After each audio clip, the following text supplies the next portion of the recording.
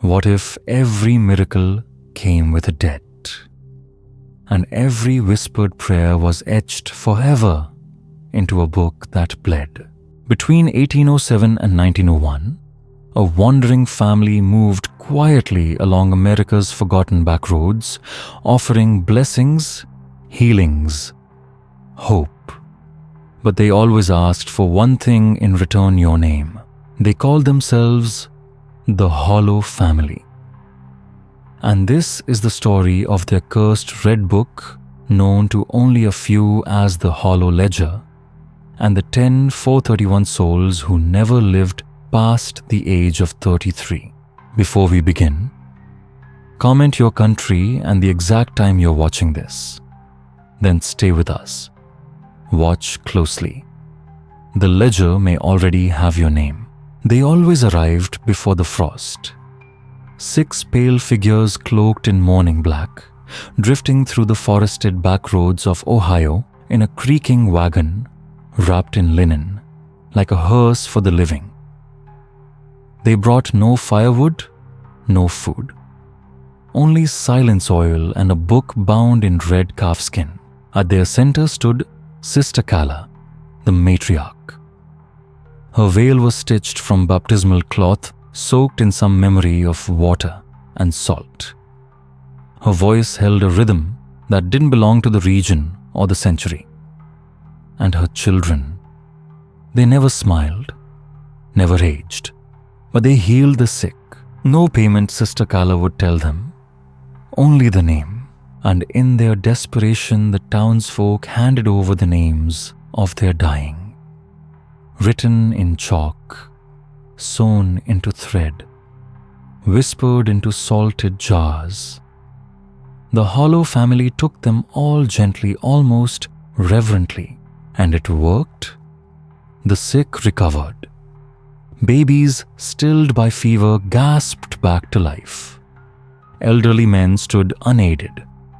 Women whose lungs were drowning in blood began to breathe clean air again.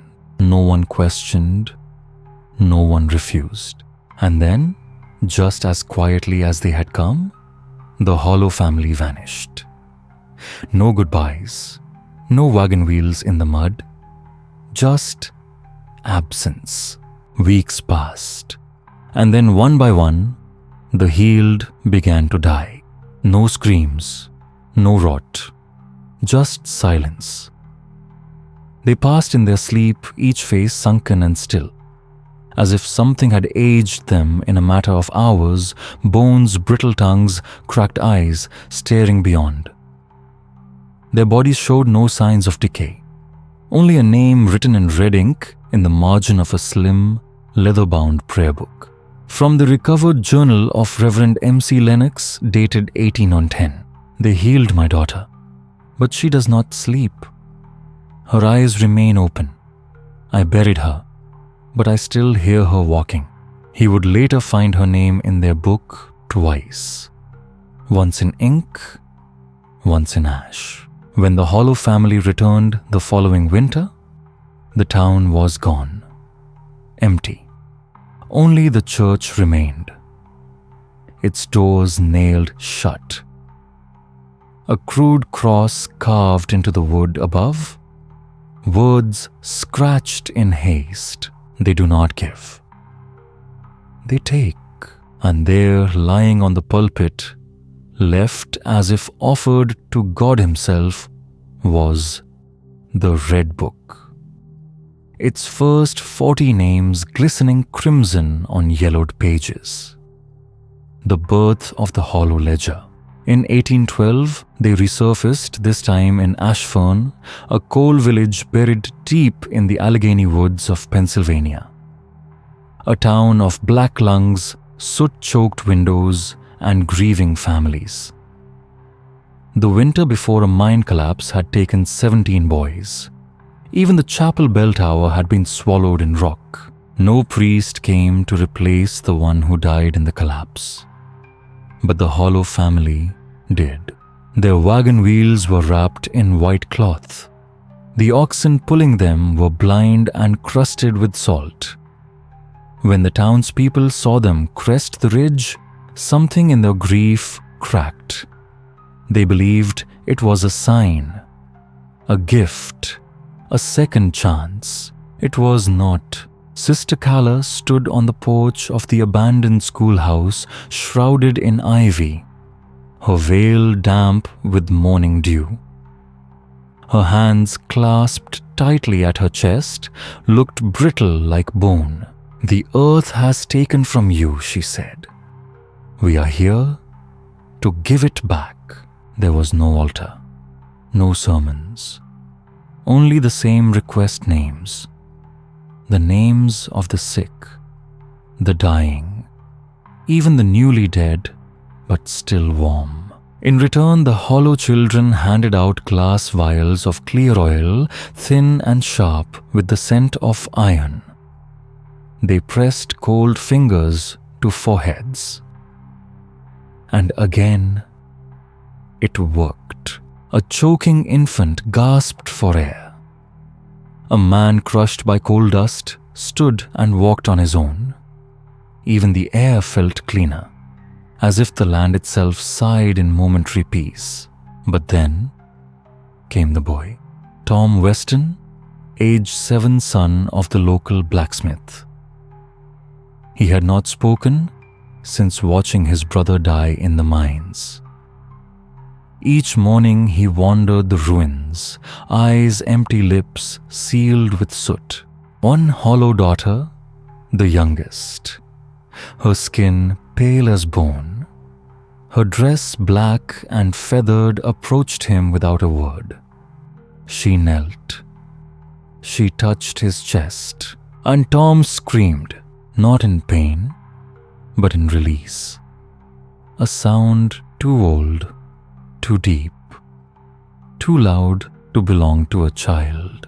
From that day, Tom began speaking in voices that were not his. Latin, Aramaic, scripture reversed and broken. He wouldn't sleep in his bed, wouldn't walk in sunlight. He claimed the buried chapel bell rang for him and him alone. On the 5th night, the town preacher found Tom asleep at the ruins, eyes open, breath cold, no shadow. From the Ashfern Burial Roll, 1812, Tom Weston, presumed dead. No body, buried with a lock of hair and a forged name. My hand trembled too violently to draw the cross. By spring, 5 more children vanished. By midsummer, the mines collapsed again. But this time, no one was inside. The hollow family was gone. The red ledger remained.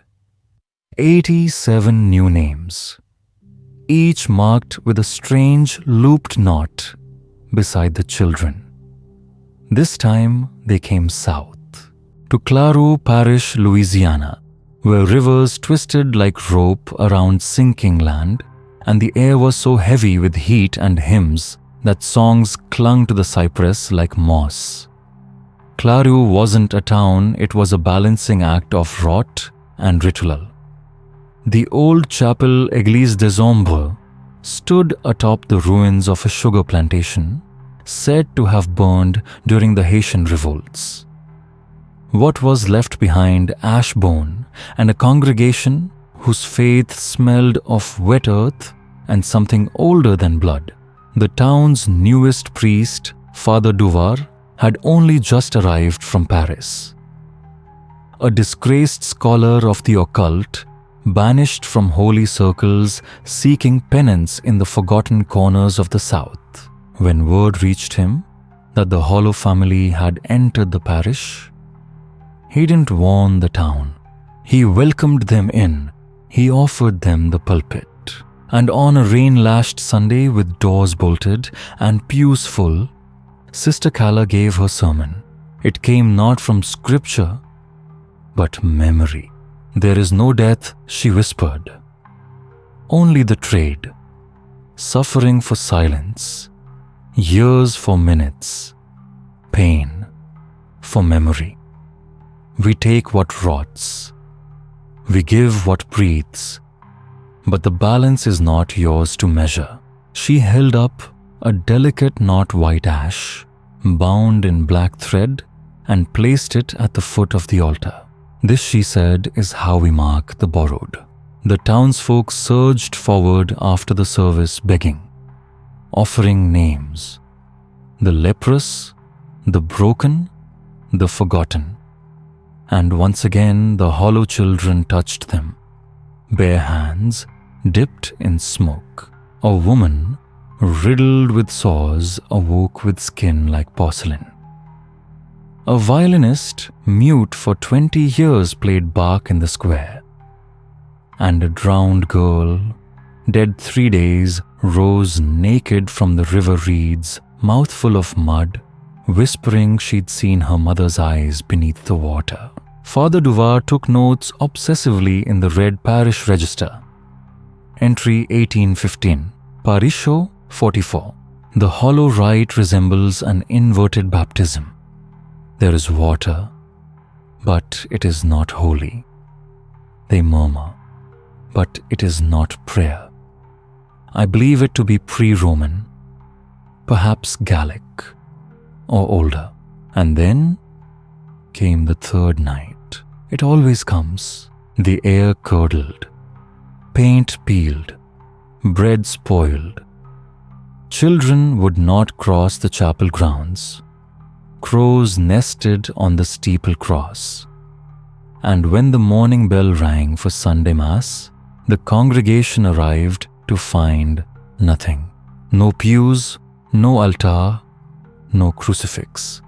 As if Église des Ombres had been unbuilt overnight, only the ashnart remained placed where the pulpit had once stood, and burned into the floorboards. Those who take must one day return what was borrowed. Of the 63 townspeople who received hollow blessings, 49 were found dead within a week, seated upright, mouths frozen open, eyes white as chalk. The hollow ledger was recovered from Father Duvar's chambers. His name was listed last. Beside it, in a different hand, exchanged. By 1821, rumors had escaped the swamps and dirt roads. The name Hollow began appearing in asylum notes whispered from rural pulpits, scribbled in margins of spiritualist journals.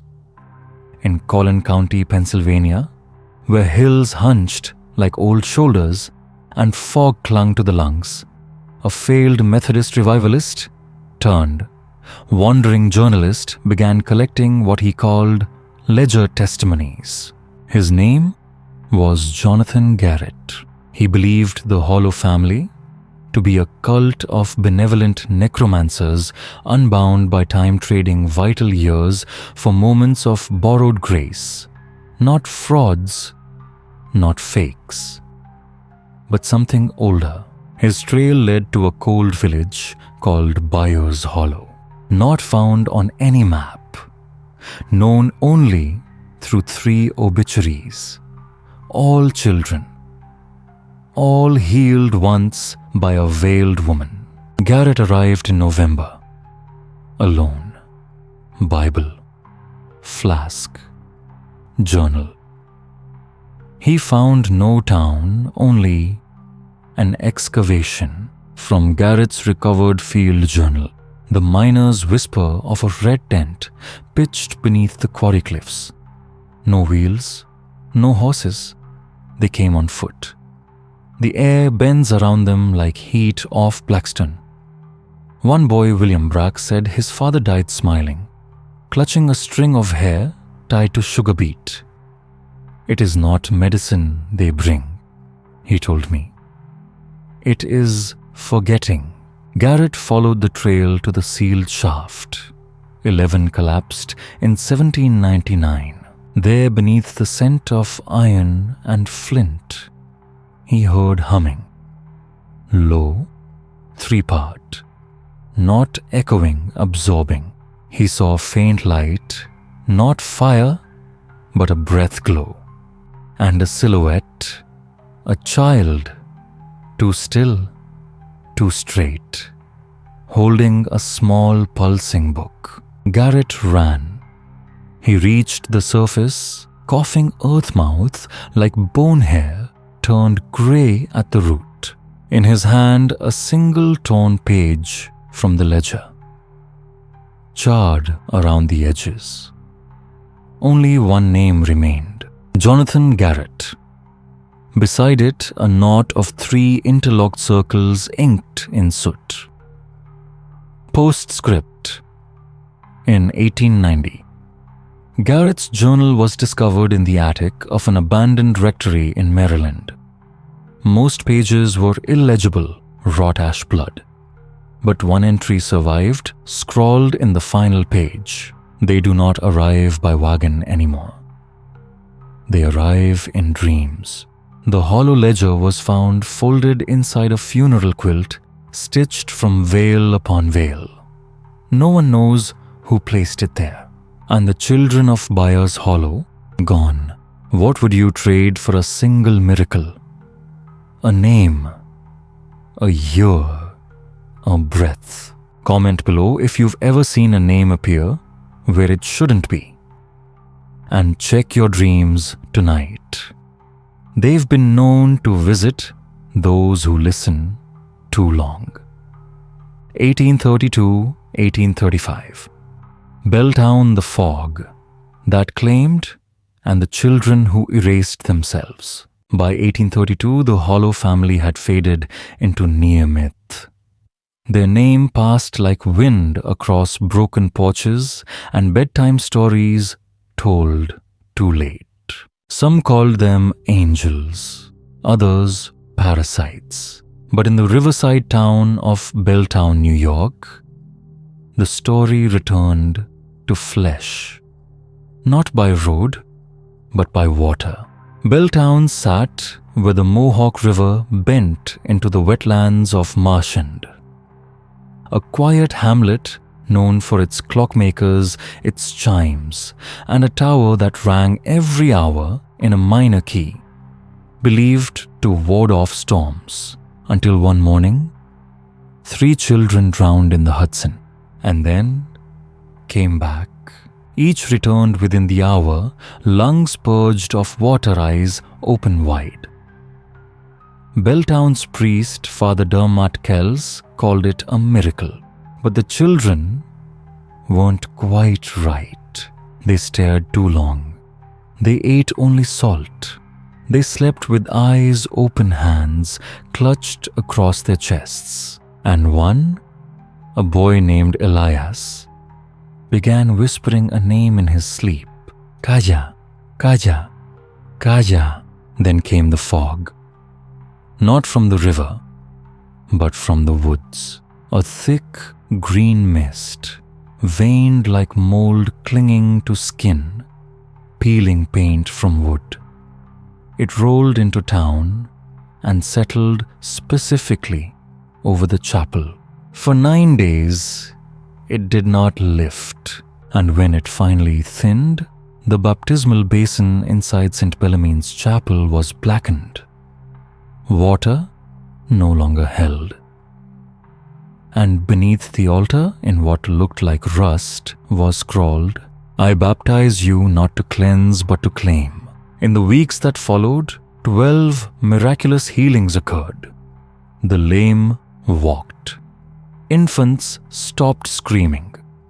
Women gave birth in silence, no pain, no blood.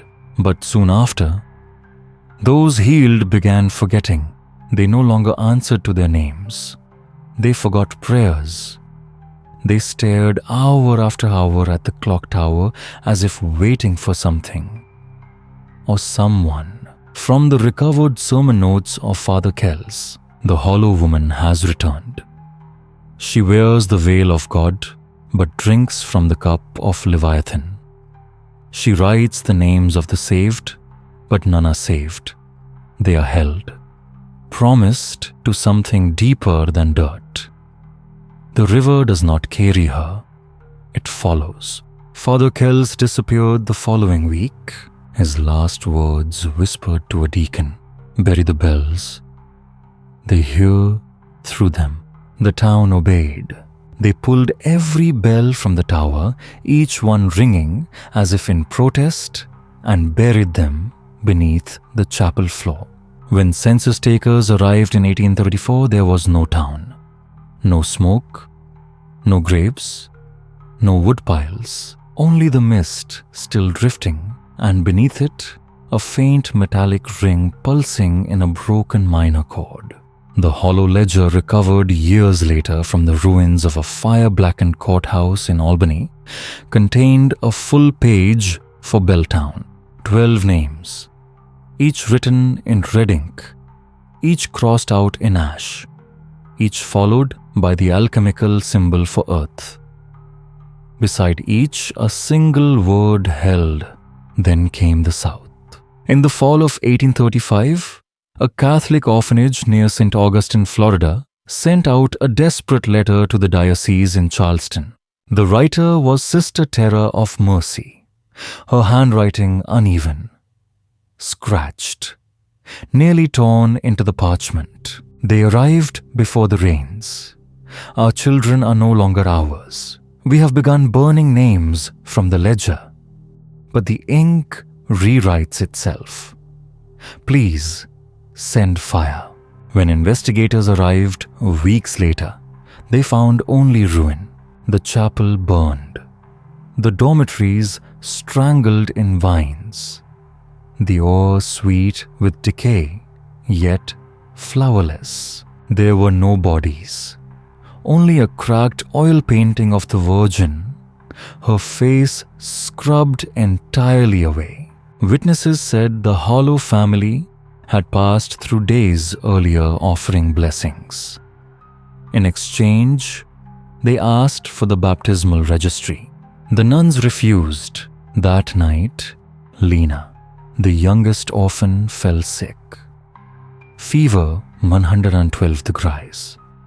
Her body glowed by candlelight. She whispered the litany of the saints in reverse. She died before sunrise. By sunset, she was walking again, and the others followed, not dead, not living, somewhere between, silent, obedient, watched by crows that never blinked. From the unsent letter of Sister Terra, we marked them with ash. It only deepened the gleam in their eyes. We buried them in salt-lined pits. They dug themselves out with fingers bent backward.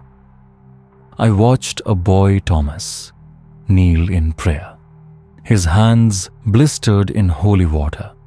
He did not flinch. The children began erasing themselves. They scratched names from ledgers, painted over birth records with tar. They refused to speak except in unison. On the 7th night, Mother Superior Agatha Knoll was found hanging upside down over the pulpit, her throat stuffed with rosaries, and inside the chapel walls carved in neat, deep lines. We are unnamed. We are hollow now. If you hear a bell tonight and no one is near, don't answer. The ledger doesn't forget, and neither do they. The Hollow family was never formally accused, never officially seen, but some still speak of a night in St. Augustine, a night when 6 veiled figures were spotted slipping silently into a raft by moonlight, clutching a small red book between them. The tide pulled them southward, and they were gone. By the time a magistrate arrived to investigate, the earth where the orphanage once stood had hardened pale and brittle like bone. No blade of grass grew there. No insect lingered. Even the flies refused to land. In the hollow ledger, now partially recovered, 22 names from the village were listed, but each bore a chilling symbol. Beside it, a broken cross and a single word scratched in rust-colored ink, unborn. Further west, along the Way River, where no bridges crossed and no maps dared name an old woman, lived alone. Locals called her Old Mani. She had no surname, no family, no road leading to her door. It said she was born beneath an eclipse and had midwifed every child within 20 miles until her hands began to rot. The villagers called it Silver Rash. By 1836, Mani hadn't spoken in over a decade. And yet, when the Hollow family's wagon creaked its way into southern Indiana that spring, she stepped off her porch the first time in years. Witnesses remember her pointing at the youngest of the Hollow children, a boy with no eyebrows and fingers like snapped twigs, and whispering just 3 words, "He was mine." The Hollow family bowed in silence. That night, lightning struck the riverbank 6 times, no thunder followed. And when dawn came, every infant within 3 miles had gone blind. Inside Mani's cabin, nothing was disturbed. The rocking chair still moved gently back and forth, but behind it on the wall, someone had written a list in chalk. Dozens of names. Names the Hollow family hadn't yet collected. From the Wabash County Almanac, 1836. A woman of dead years did speak prophecy. She named the names before they were taken, and still they were taken. Weeks later, families began reporting strange sightings in the woods. Children exact replicas of their sons and daughters, but not quite right. Their eyes were all white, blinking sideways like fish. They never spoke, only watched. Sometimes they watched so long that their parents forgot their own names. If you're still with us, take a breath here, because the next part is darker still. The sheriff issued a warning in local papers. If your child knocks after dark, wait until morning. One family, the Cowells, didn't listen. Their daughter came to the door just after midnight. She smiled too wide, slept in the cellar, and when they brought her to the priest, she vomited an entire rosary made not of beads but spider legs. That same week, a lone figure in hollow black was seen walking a field, a dim light pulsing from the red book in their hands. There was no wagon, no family, just one. And soon after, the hollow ledger was updated. 23 new names, written not in ink this time, but in charcoal, smudged trembling. And beneath them, a single sentence. Taken too soon. Return required. The Cowells vanished by winter. Their home was found abandoned. No signs of struggle. Just the old rocking chair still moving. And in the hearth, scorched into the stone, a single name. Mani. Are you beginning to see a pattern? 2 years later, in 1838, the marsh village of St. Gallows Hollow fell silent. A salt town folded into twisted cypress roots. No churches, no clocks, no names etched into graves. They kept time by tide, and funerals by smell. But that year, something changed. The water stopped moving. Frogs ceased their singing. And in the first week of Lent, the Hollow family came again. Not by wagon, but barefoot, on foot, dragging behind them a wooden cart wrapped in red cloth. No wheels, just slick black runners that left no trace in the mud. From a letter discovered in the abandoned postmaster's cottage, they didn't knock, didn't ask. They just began. Took the babies, dunked them in ash. No child was baptized in water that year. Instead, the Hollow matriarch Kala smeared soot across each newborn's forehead, whispered their names, recorded them in her book. The soot we now know came from the town's only bell, a bell that hadn't rung in 30 years. By spring, the children began to hum in their sleep, low, steady rhythms, echoing the tides even though the tide no longer moved. Some mothers said the sound still came even when the children were silent. One premature infant was buried on her 6th day, but 2 days later she returned, naked, mud-soaked, her eyes wide open. She didn't cry, but the cradle rocked all night. From the private journal of Father Elias Bray, 1838. Their tongues do not move, but I hear their prayers. I wake with salt in my mouth. I smell burning. But no fires are lit. There is no God in this marsh, only them. By April, the Hollow family was gone. No cart, no footprints, just the water now still, forever still. If you've made it this far, take a breath and ask yourself if someone offered you a miracle. In exchange for your name, would you say it out loud? Stay with us, because the Hollow family isn't finished. And neither is the ledger. The marsh rose like a mouth swallowing home's fences and memory. When a team from Montgomery arrived, months later too late, they found the remnants of what had once been St. Gallo's Hollow. But it wasn't the flood that made them tremble. 18 newborns had been buried in a perfect circle, each swaddled in moss, bound tight in black wool, and arranged as though in ritual, not rescue. The town was declared lost.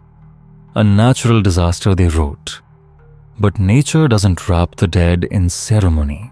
Beneath the mud, something had refused to rot.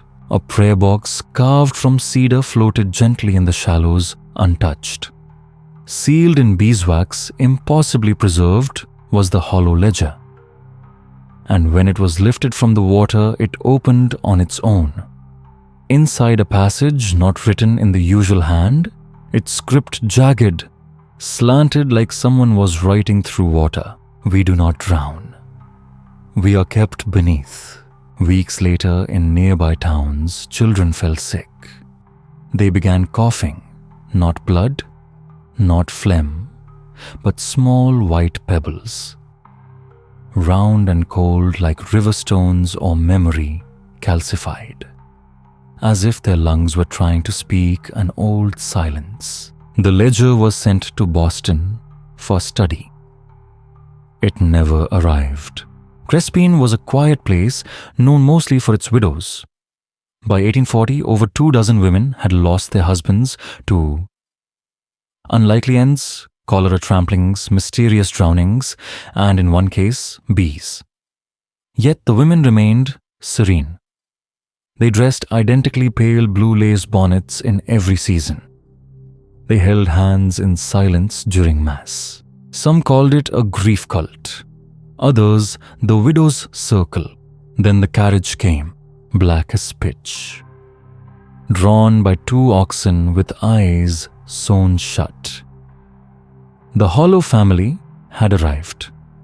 But unlike their usual brief visits this time, they stepped out with purpose. Sister Kala led them her veil threaded with baby teeth. Behind her, 5 barefoot girls carried ceramic dolls, each wrapped tightly in cloth. Father Mulligan met them at the church steps, asking their purpose. Kala said nothing. She handed him a torn page from a hymnal. On it, there is no balm in Gilead, only barter. That Sunday the priest did not speak. Instead, the widows led the congregation. They stood in a circle, chanting in Latin. They placed candles in the mouths of the dolls. A ritual no one had rehearsed yet, all seemed to know. Deacon Charles Hawthorne would later write, "They told me not to interfere. They said it was for the children, but whose children I never learned." The widows wept ash. By morning, every child under the age of 5 had vanished. Cradles empty. No broken locks, no signs of struggle. Just one detail repeated like clockwork: the children had all asked for salt the night before. When the bishop arrived, the widow's circle was gone. On the altar lay a single bonnet soaked in brackish water. On the church walls, handprints burned into stone, pressed high, higher than any person could reach. Behind the altar, in a hollowed-out beam, they found a silver spoon wrapped in another page from the ledger. The names had burned away, but one line remained: "To give life, you must bury it first." Crespine was placed under ecclesiastical sanction. No weddings, no funerals. Locals whispered that the very soil had turned against them, that roots curled upward, afraid to touch what slept below. Years passed. The fields stopped blooming. Farmers claimed the wind sang lullabies at dusk. Then one last sighting. The hollow carriage seen again, drifting south. Dolls stacked high in the back. No ruts, no sound. The widows were never found. But in 1889, after a fire swept through a Kentucky textile mill, a lone survivor spoke of seeing a woman in a pale blue bonnet standing in the smoke, untouched by flame. She held a rosary strung with doll teeth, and she did not burn. The Hollow family rarely lingered, but in the spring of 1841, they stayed in Wyan Township for 17 days. It was too long enough for people to notice. They spoke in whispers of a baby born with 2 hearts of the preacher's wife, who began coughing up feathers of an old deaf man who suddenly remembered his wife's name and screamed it nightly until his tongue split. But more than all this, they spoke of the book. From the diary of Alma Beck, the local school teacher, Sister Carla placed it gently on the lectern. A blank page stared up at us. She said only one word: "Watch." And then it began to write. Ink coiled on its own. Letters bloomed like roots breaking through earth. Names appeared of those alive and of those not yet born. The dead, the forgotten, the never seen. Names of unborn children, miscarried infants, shadows that passed through town but left no face. When the elders asked Carla what it meant, she only said, "It is remembering." On the 7th night, the sky split open in light. A storm of fireflies passed over Wyan. Thousands upon thousands lighting up the valley like fallen stars. But wherever they landed, life withered. Grass turned pale. Trees shed their bark in sheets. One woman touched a glowing branch and in the blink of an eye, aged 20 years. Her hair went white. Her voice changed. Her hands shriveled like paper, left too long in the sun. By the 9th day, no one trusted the wells. You're still with me, aren't you? If you're watching this at night, do me a favor. Don't look at your windows just yet. There's more. Stay with us. Next part. Just say the word. The water ran dark and sweet, like molasses drawn from something long buried. Boiled it, left black tar rings on the pots that no scrubbing could erase. And on the 10th day, children were born with teeth. A letter was recovered from the steeple of the old church. No signature. Just this: the book keeps calling names. It won't stop. Some are crossed out now. Others bleed through. They reappear in the margins of other pages in dreams on glass on breath. I've seen my name on the wind. I've seen it scratched into the wall behind my mirror. I don't want to sleep anymore. On the 13th night, someone saw Kala in the graveyard at dusk, slipping folded notes into the mouths of the buried. One child, dead since last winter, was found sitting upright in her coffin the next morning, lips sewn shut with red thread eyes, wide open, unblinking. That same night, the church bell rang 12 times. No wind, no hands, just 12 tolls. Then silence. And then the Hollow family was gone. No wagon, no oxen, just footprints. 6 sets walking into the woods behind the chapel, a place where no path had ever existed. When townsfolk unlocked the church doors at dawn, they found the ledger still on the pulpit. Its pages still turned, though the air was perfectly still. And in the margin of the final page, traced in ash, one line was written: "We remember who gave. We come back for who took." That spring, the township of Wan renamed itself Gethsim Hollow, after half the town collapsed into a web of sinkholes. The earth glowed faintly at night where the holes had formed. No census has recorded the place since, but truckers who pass along Route 61 sometimes report faint chanting drifting from the trees. The Hollow family returned, as they always did, without warning, without wheels. They were first seen again at the crossroads outside Harrow's Gate, a forgotten town tucked beneath the Appalachian Ridges in eastern Tennessee. A place already hollow in its own way. Miners swore the road had been empty just moments before. But then suddenly, 6 figures in mourning black stood at the junction, unmoving.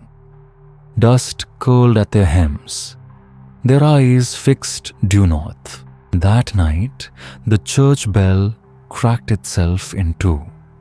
No storm, no tremor, just a single echoing peal that split the bell clean down the middle. Inside, a scroll of lambskin had been tied to the altar rail. Its contents, the doctrine of 33 translated from Latin. 33 is the gift, no more, no less. 33 years of breath. The body rots past that which it cannot hold. He who defies this shall wear the silence of salt. The scroll was unsigned, but stitched into the seams were red fibers unmistakable, the same veils worn by the Hollow daughters. That week, 3 residents of Harrow's Gate, all recently turned 34, were found dead in their beds. No signs of struggle, just salt packed tightly in their ears and mouths. The obituary ledger of Miners' Chapel tells it plainly. Martha Pruitt, age 34. No illness noted. Hair white as snow overnight, pockets filled with black wool. Panic swept through the town. Families began falsifying birth records. Those near 33 whispered nightly prayers, wore copper medallions over their hearts, believing the metal could deflect whatever force the Hollow family commanded. But the Hollow family didn't come knocking on doors. They went to the schoolhouse. There, each child was asked to draw a picture of their family. And every child, every single one, drew 6 black figures standing behind their parents. Faces blank, eyes red. each with a small open book in their hands. When asked why, one boy replied simply, "They said, I don't need to learn how to write, just how to remember." Dr. Silas Head, the town's physician, took it upon himself to confront the Hollow family. He entered the woods with a scalpel and a ledger of his own, determined. He claimed to compare blood. He never returned, but the next morning his ledger was found, resting in a cradle placed at the church steps. Every page was blank, except one.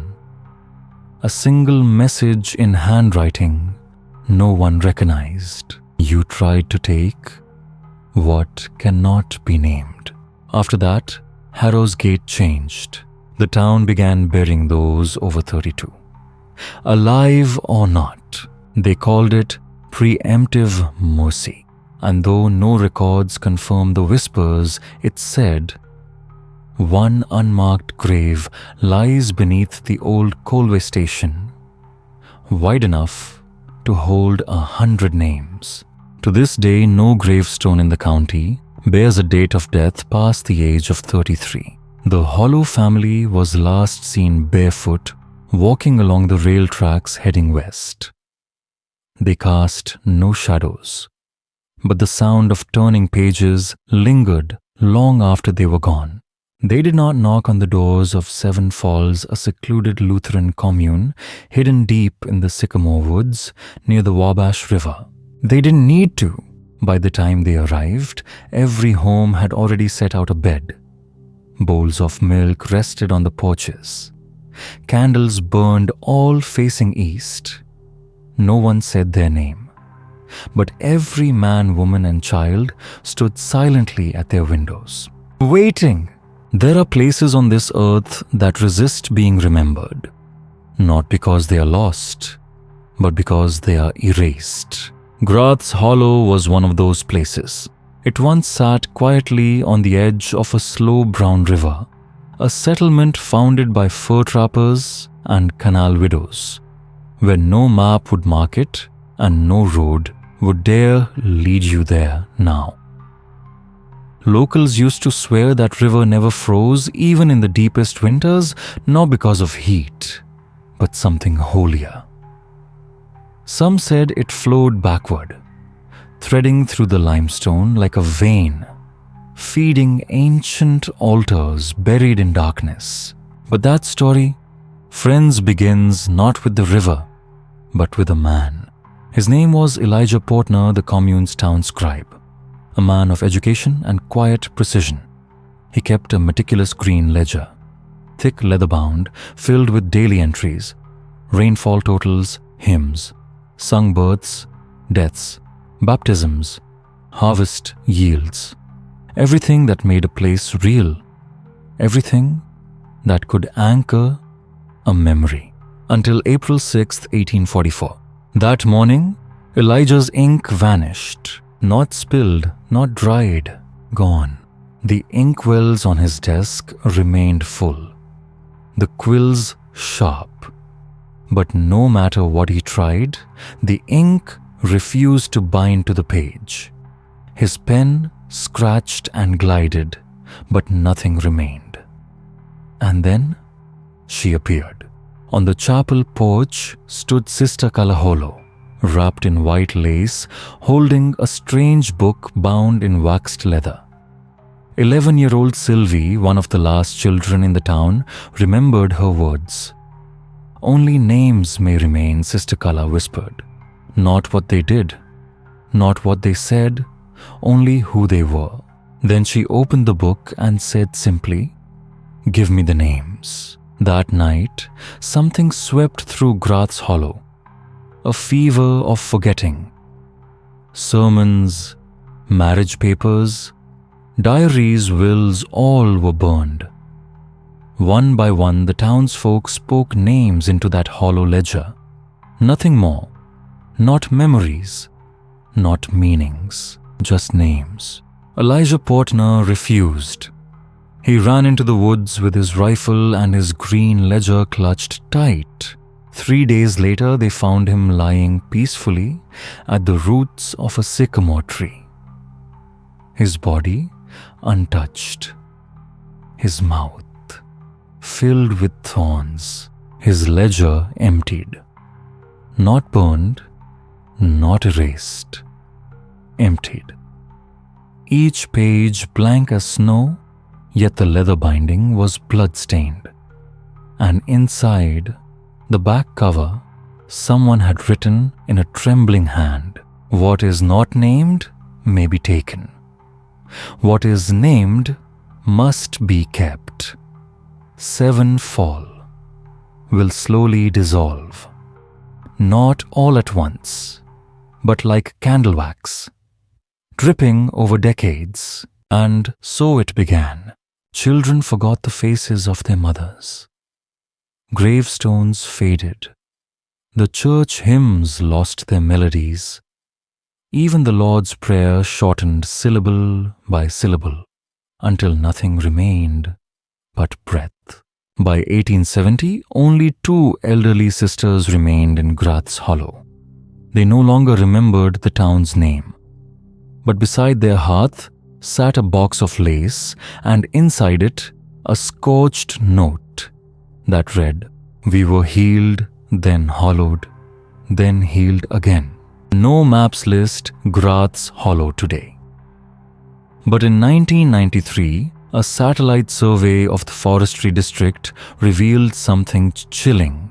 A perfect circle of sycamores, all equidistant, their bark etched in something that looked like black wax script. When enhanced, the script spelled, "They do not forget." So let's go back. In the spring of 1846, no child had survived a winter in Graz Hollow for 5 years. Infants were born with blackened tongues and skin slick with sweat. Most died before dawn. The people had stopped praying. They had stopped naming. Then Sister Kayla and her procession arrived. They did not knock. They did not speak. They simply stood beneath the trees and waited. The first to break the silence was Mercy Alder, the town's oldest widow. Her husband gone, her sons frozen in the harsh winter. From a letter found burned into her hearthstone decades later, "I have held too many dead. I want to feel a child cry and live. Even once. If blood must be given, let it be old blood." She opened her door and said simply, "Take what is mine." They did not eat. They did not speak. But that night, the house glowed. Neighbors described a white fire dancing across Mercy's roof, one that gave no heat, left no ash. She was seen at her window, arms raised, eyes glowing like the river. Then darkness. By morning, a newborn girl lay on Mercy's porch, swaddled, alive, screaming, perfect. No one claimed the child. No one ever found Mercy. But her house never changed. For decades it defied time. Firewood never burned down. Beds never gathered dust. The cradle by the hearth stayed always warm, and above it spun a mobile of dried river reeds tied with black lace. Every 5 years after another girl appeared on that porch. Always alive. Always unclaimed. Always with a red knot tattooed beneath her tongue. A blessing, the people said. Until 1867, one of the girls, now grown, bit off her tongue and died within the hour. When the coroner opened her chest, he found something folded where her heart should be. A paper heart inscribed with a single word, mercy. And on that same day, in the back of the hollow ledger, the one no longer touched by ink or hand, a new mark appeared. No handwriting, no explanation, just a small stain shaped like an open eye, and it has never faded. Would you remember the names if you had to? Would you speak them out loud? Because what is not named may still be taken, and what is named must be kept. Subscribe to Sleepy History Tales for more haunted histories whispered just beneath the veil. We're only just beginning. The Hollow family did not arrive by wagon that year. They floated. Witnesses stood speechless along the banks of the Illinois River, watching what looked like a black skiff glide upstream against the current. No oars, no sails, no hands on the rudder. Only the Hollow family seated in silence, their faces swathed in soaked muslin hands, folded in something like prayer. But prayer that moved, shifted, twitched.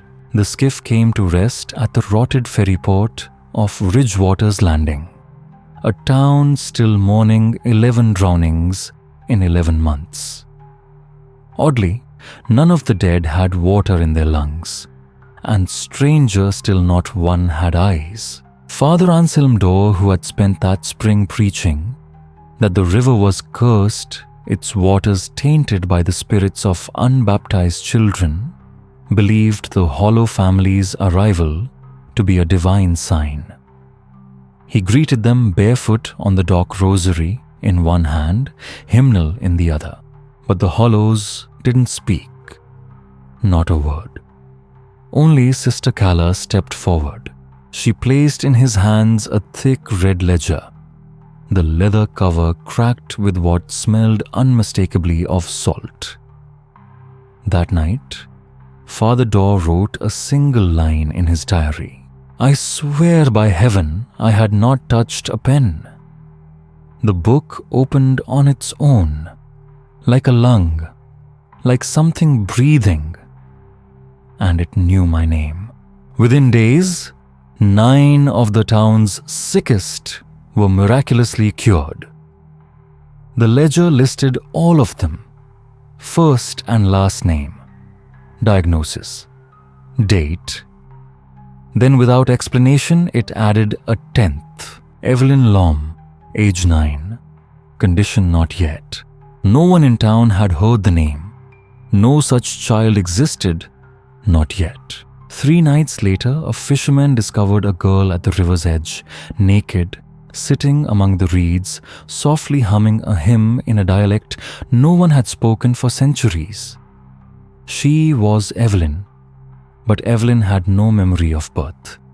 No belly button, no shadow, only a rosary, braided from what appeared to be human hair. They gave her shelter, food, clothing. They tried to treat her like any other child, but Evelyn Lom never slept. Each night, she stood motionless in the chapel, eyes locked on the northern corner lips, moving silently as if reciting something no one could hear. Father Dorr grew uneasy. He locked the ledger away in the vestry, but every morning, the book returned, open, waiting on the altar rail, its pages written in something that looked like a mix of wine and river silt. Always updated, always fresh. When Father Dorr finally attempted to burn it, the flames rose and froze. Midair, silent, cold as glass. He reported the phenomenon to his bishop. The order came swiftly. Seal it. Bury it. Do not ask questions. And Father Dorr obeyed. But that same night, Evelyn Lom vanished. So did the church bell. So did every flame in every hearth across Ridgewaters. 3 days later, the bishop himself arrived by steamboat. He found the town, silent children staring into dry wells, and the air colder than a December vigil, despite it being summer. On the chapel door, someone had scrawled in charcoal, "The book keeps itself now." Inside the baptismal font where holy water once rested was only ash. Warm, breathing, alive. It was a midwife named Ruth Elmira who first saw the Hollow family again that spring. She wasn't looking for them. She said she was just following a trail of moths, pale, luminous things that shimmered like wet paper, humming softly through the pinewood marshes. But the deeper she walked into Crook's Hollow, the heavier her body felt, as if the soil remembered something she had buried, something with her name still clinging to it. Then she saw them. The Hollow family stood in a ring around a tree with no bark, a tree so deeply carved with names that the original grain was gone. Only the newest, freshest wounds remained legible. The names changed as they watched, whispered as they were etched, but none of the Hollow family's mouths were moving. Elmira turned and fled. They found her the next day collapsed on a barn stool, bleeding from the ears, her palms covered in writing, mirrored reversed as if scrawled by her own reflection. When translated, the message was short, already promised. Weeks later, across the state line in a town called White Bluff, something stranger still began to unfold. 3 children were born, 2 girls and 1 boy in the same week. None of them had umbilical cords. All were born with full sets of adult teeth. One of them reportedly laughed at birth. The mothers swore their pregnancies had never reached a full term, just 5 months. They said the births came not with pain, but with a sound like a song outside the window. A minor harmony, soft and wet as if sung from underwater. Each of those mothers had once visited the Hollow family the year prior. Each had whispered a name for healing, but none remembered offering anything in return. Dr. Joseph Pendle examined the infants. He found their pupils reflected no light. They did not respond to sound or to touch, but when exposed to salt, even a pinch, they screamed. We'll pause here. Friends of the strange and the sleepless. Did the Hollow family ever really leave? Or have they simply changed the names in their book? Stay close, because the next part of this story is not one you'll want to hear alone. Let me know when you're ready with the next section and we'll continue weaving the darkness. One child, Nessa, didn't run. She didn't scream. She vanished. Holy water had just touched her brow and then she turned to steam. Not smoke, not mist. Steam, with the distinct smell of brine and coal. Her mother wept, not because she feared hell, but because the village healer confirmed what everyone already sensed: Nessa had been claimed. That same month, a 4th mother, one who had never sought the Hollow family, never seen the red ledger, never even whispered their name, gave birth to a stillborn child. Her house was the only one in the village where the book never arrived. It came to every doorstep, every pew, every child's cradle, but hers. And yet, her loss was the deepest. From a sealed letter by Father Simon Pree of White Bluff Parish, there are names in the book that have never been spoken aloud. Names no one has ever heard. But they are real. They belong to people not yet born, or worse, never meant to be. The ledger is writing futures now, and I fear it is writing replacements. By the end of that summer, 2 of the Hollow children had stopped blinking entirely. One began growing teeth inside its palms, and at the village chapel, the wooden cross warped in place. Not by vandals' hands, but by the timber itself twisting downward until it hung upside down. That year, no one saw the book again, but the names, the screams, the salt, they remained. By spring of 1849, rumors of the Hollow Children had reached the southern hill parishes of Kentucky. But they didn't arrive by mail, nor by preacher. They came through dreams. Ministers in Clay County woke to identical visions. Infants, rows upon rows of them, laid out along a cold stone altar. Their faces were smooth, featureless, but still weeping. Behind them stood a woman with snow-white hair, Sister Calla. She combed their bare scalps with a quill pen, goosebone shaft, and a single strand of human hair. On the seventh night of these dreams, one preacher slit his own tongue, just to silence the voice whispering scripture in his sleep. And that very week, a new doctrine began to circulate. It wasn't written or spoken. It appeared, a single folded page tucked into hymnals and Bibles. No author, no title. Only a series of verses printed in ink, the color of dried blood. The ones taken are not lost. They are rewritten. Those born without names shall wear the borrowed, and the blood that healed shall claim the rest. When the ledger is full, the bell will toll. When the bell tolls, the family will come. No printer ever confessed. No witness ever claimed to see them placed. But across the mountain towns, churches emptied. In Hargrave village, a boy named Elias Boone went silent after staring too long at a spider crawling across his Bible.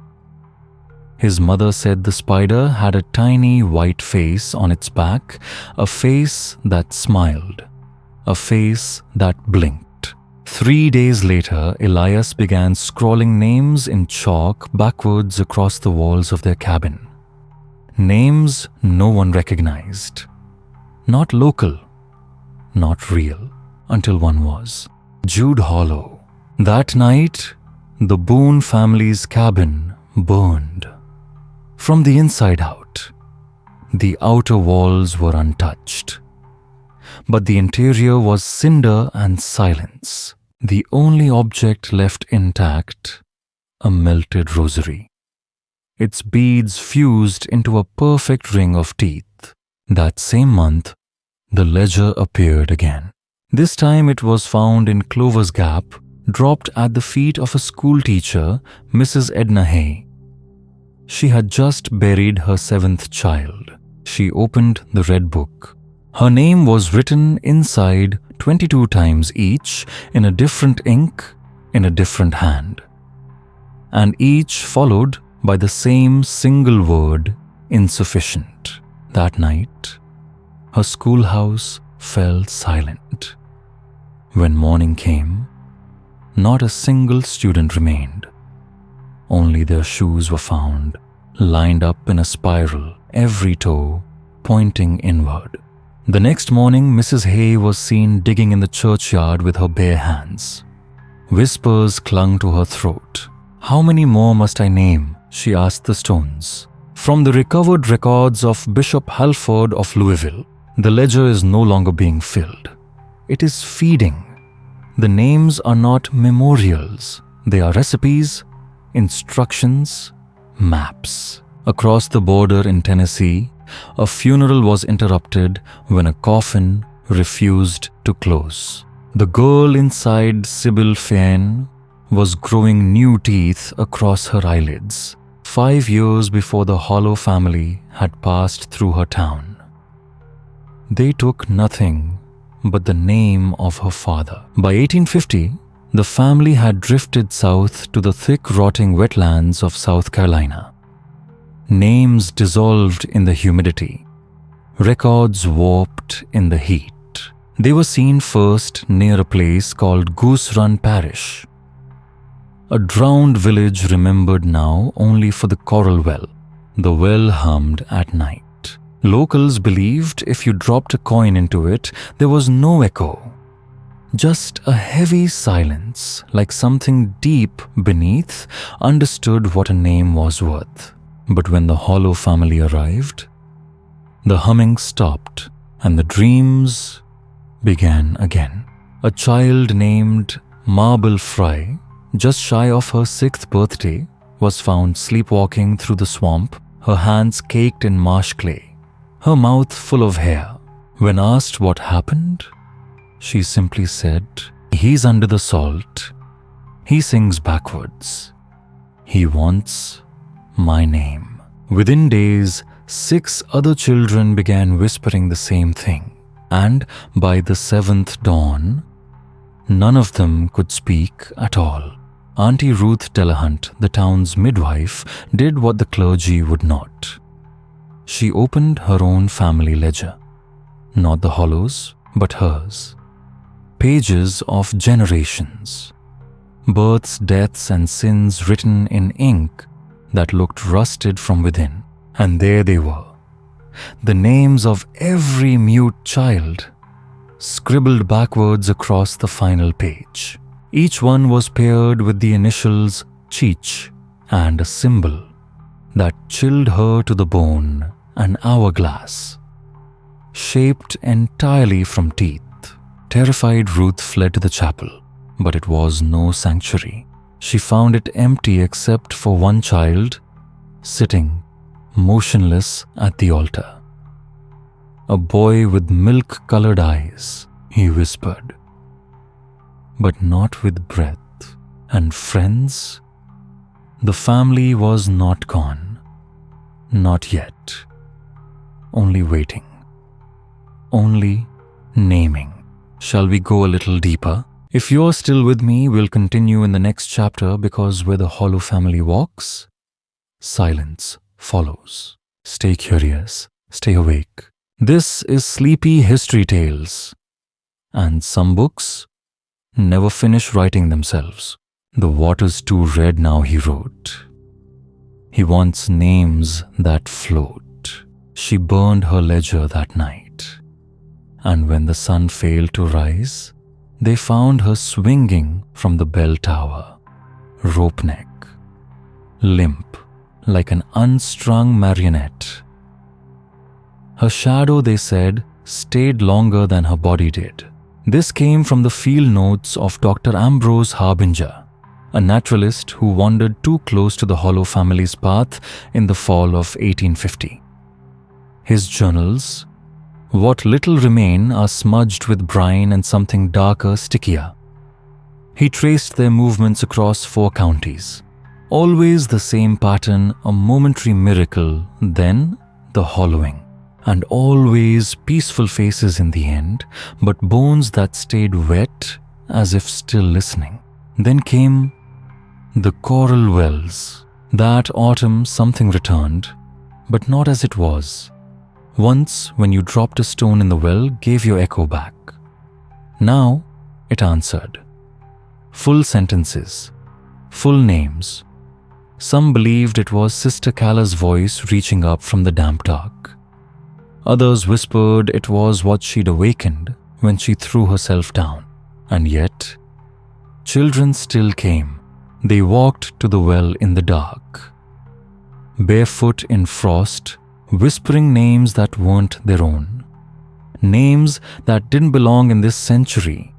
Names that showed up later, etched into birth ledgers in towns they'd never visited. How do you explain that? That winter, 3 hollow children were seen walking across the frozen marsh. One left no footprints. The second carried a doll with its mouth sewn shut with red thread. And the third, she hummed the sound of the well. From the pulpit of Deacon Eerily Blaine in 1851, the Hollow family does not bury. They replace. Every soul they save is a soul surrendered.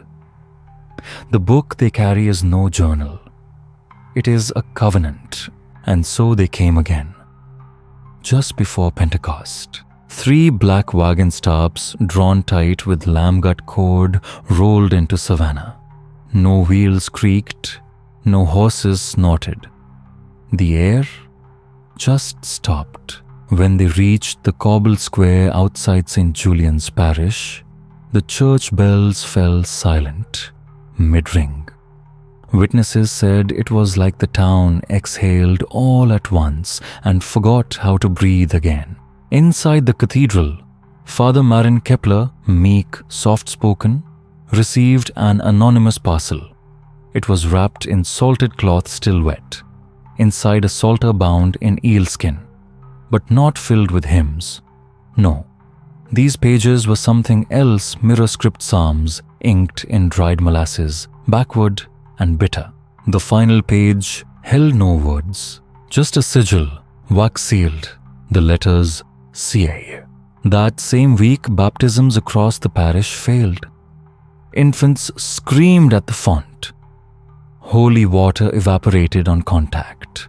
One child opened its mouth and exhaled salt. Let that sink in. The diocese tried to silence the panic, but rumor outpaces doctrine. Locals began whispering a new phrase, hollow water. It wasn't scripture, but somehow everyone understood exactly what it meant. From a parish registry dated June 1851, we have ceased all rites involving water.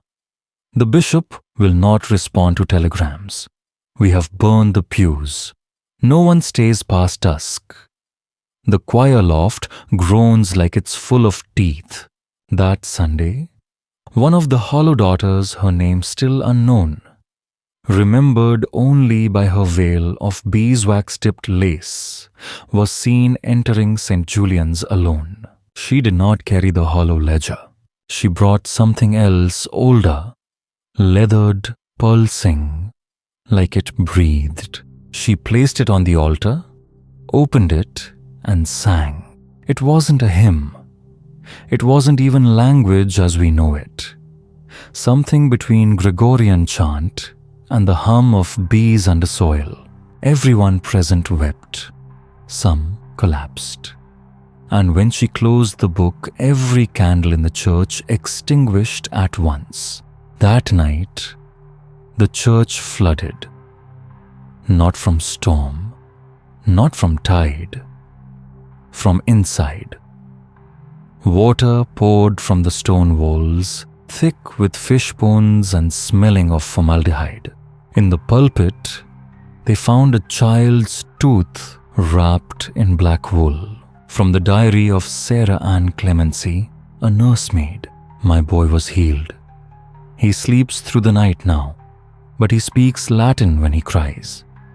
He dreams of a woman made of salt and wood who touches his chest, and it gets harder to breathe. By dawn, the Hollow family had vanished. But on the eastern door of the church, scorched into the wood grain, was a backward phrase, redemption costs what you keep.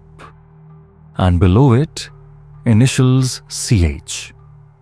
HS, CLR, names or pieces of a ritual. Either way, the bells of St. Julian's never rang again. The well behind the parish turned black, and still it wasn't over. It began again with a wedding that never finished. In Mobile, Alabama, where the air hung heavy with funeral parades and August rot, Elias Bray, a respected sugar trader, announced his engagement. His bride, Miss Wren Hollow. No one knew her. She came alone. No family, no history. She wore a veil braided from horsehair and dried sage. Her skin had the texture of wax, and when she smiled, her eyes never moved. 1852, Mobile, Alabama. The bride the sea would not take silently. September 13th, 1852 was meant to be a day of celebration in Mobile. Invitations had been sent, garlands woven. A wedding awaited, but the wedding never happened. That morning, every child in Mobile under the age of 10 began singing in eerie unison. Not a hymn, not a lullaby, something shapeless. A sound like wet driftwood scraping stone, like salt poured over rusting iron. Their voices were slack eyes, white hands, limp, staring downward as if listening to something whispering from beneath the floorboards. When one mother tried to hush her son, he gagged, then vomited a knotted cord of seagrass and milk teeth. By noon, the city had fallen utterly silent. The bells of All Saints stopped ringing. Even the seagulls abandoned the harbor.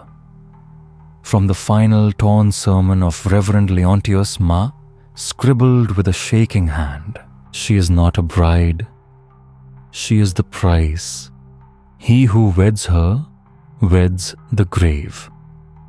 And the grave has already begun to sing." Wren Hollow was last seen standing barefoot outside All Saints Chapel.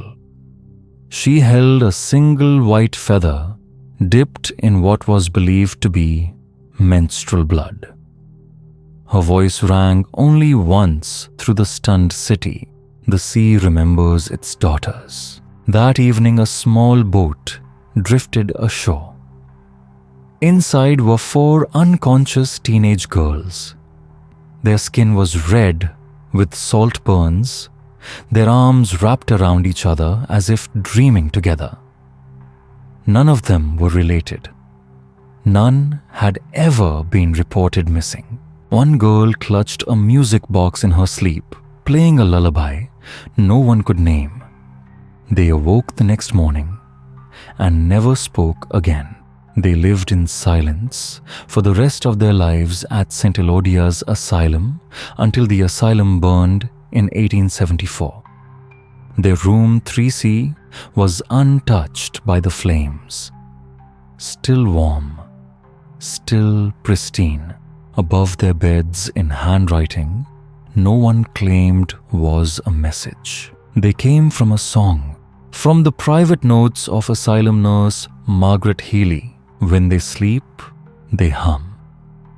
Always the same sound. Sometimes after they bathe, the water tastes of copper. In a quiet marsh graveyard outside Mobile, a headstone was erected in 1860. No name, just one word. And beneath it, carved faintly into the stone, they wed the salt. Today, when the Hollow family is spoken of in Mobile, it is only in hushed tones. No one remembers Wren's face, but mothers swear their daughters sing in their sleep. Old sailors say the ocean sometimes knocks on the windows, even during drought. And when a child is born during a high tide, some birth certificates gain an extra name appearing hours after the ink has dried. Sea Hollow. Now let's travel north to New Haven, Connecticut. A road swallowed by salt marshes ending in a house that should not be. A house with 11 front doors. All identical. All locked with different keys. The home was gifted to the city in 1832 by a distant cousin of Sister Carla Hollow, supposedly to serve as a retreat for the spiritually fractured. But its deed was signed not in ink, but ash. By 1855, it had become known as the retreat for the afflicted in soul and blood. But those who entered were rarely seen again. The asylum was overseen by Mother Vellum, a Dominican abbess whose entire order had drowned in an underground flood. Her face was always veiled, her fingers gloved. Her rosary was strung, not with beads, but with buttons made from children's milk teeth. Over 200 women were interned there by 1855. Not insane in the way most asylums understood. These women shared one condition. They had all been blessed by someone in the Hollow family, and they had begun to forget their own names. They called themselves strange things instead: Altha, Mercy, the fourth sound, Ashling, some scratched symbols into their skin, not to bleed, but to remember. One woman wrote her husband's name backward on her tongue with coal each morning. Another carved an 11-pointed star beneath her thumbnail. From the Hollow Family Ledger, 1855, the ones who remember ache. The ones who forget become, and the doors, each door in the asylum led nowhere. During the day, bricked walls plaster open air. But at midnight, something shifted. All doors opened to the same hallway, one that wasn't there before.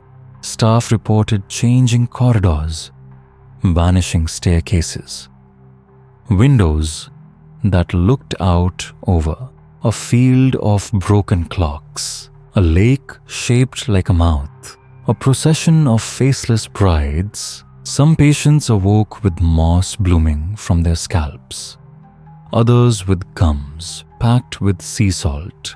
In 1856, a state audit was ordered. Inspectors were sent. None came back. From the journal of Patient MC, they say we are broken. But the truth is simpler. The blessing was not meant for this world. I remember now. The door I chose was not mine, and the voice that called my name had no throat. The asylum was sealed in 1860. Its records burned. But even now, residents nearby swear that one door, the 11th, still rattles. Not from the wind, but from something inside. And every few years, a hollow name appears in the margins of church Bibles across New Haven. Written faintly, always backward, always unclaimed. No priest admits to placing them, but no one dares remove them either. Are you still with me? Dear listener, do you hear the hum? If you do, don't be afraid. But if your child starts singing in their sleep tonight, don't interrupt, not even once, because the sea doesn't forget its daughters, and some doors once opened, never truly shut.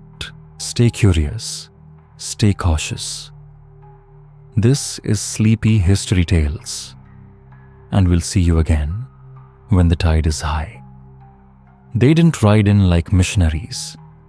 They arrived by flatboat, drifting south through the fog beneath curtains of moss, cutting silent through the Akafalaya River like a funeral barge, trailing forgotten hymns. Locals had heard of them, the Hollow family. But in the bayous, they had a different name. Lebeni Dumare, the blessed of the marsh. They walked barefoot, yet never sank. No mosquito bit them. No gator snapped. They were said to find the sick by scent alone. In 1857, they reached Bayou Samal, a town unraveling under a curse. Children born with no shadows, elders speaking only in reverse, and blessed water that turned instantly to brine. The town's priest had hanged himself from the belfry 3 weeks earlier. The Hollow family didn't knock. Sister Kala led them, draped in mourning lace. Her 5 kin followed, silent, veiled, their eyes clouded as though they'd seen something beneath the world. They brought no medicine, no scripture, only a red ledger bound in eel hide and a sack of black wool. Still the people lined up. Each whispered their name into the crook of Sister Kala's veil. No one was told to do it. No one resisted. and behind her the eldest hollow child, blindfolded, stitched-eyed with hands too long for his bones, wrote down each name in red ink without ever looking. From the diary of Widow Elise Bodro, I told them my baby's name. I didn't want to. My gut clenched, my teeth cracked, but I said it. Then he stopped crying, and I forgot what his face looked like. That night, they opened the bone well, an old collapsed spring filled with the bones of generations, and lowered the ledger into the darkness. The frogs stopped croaking.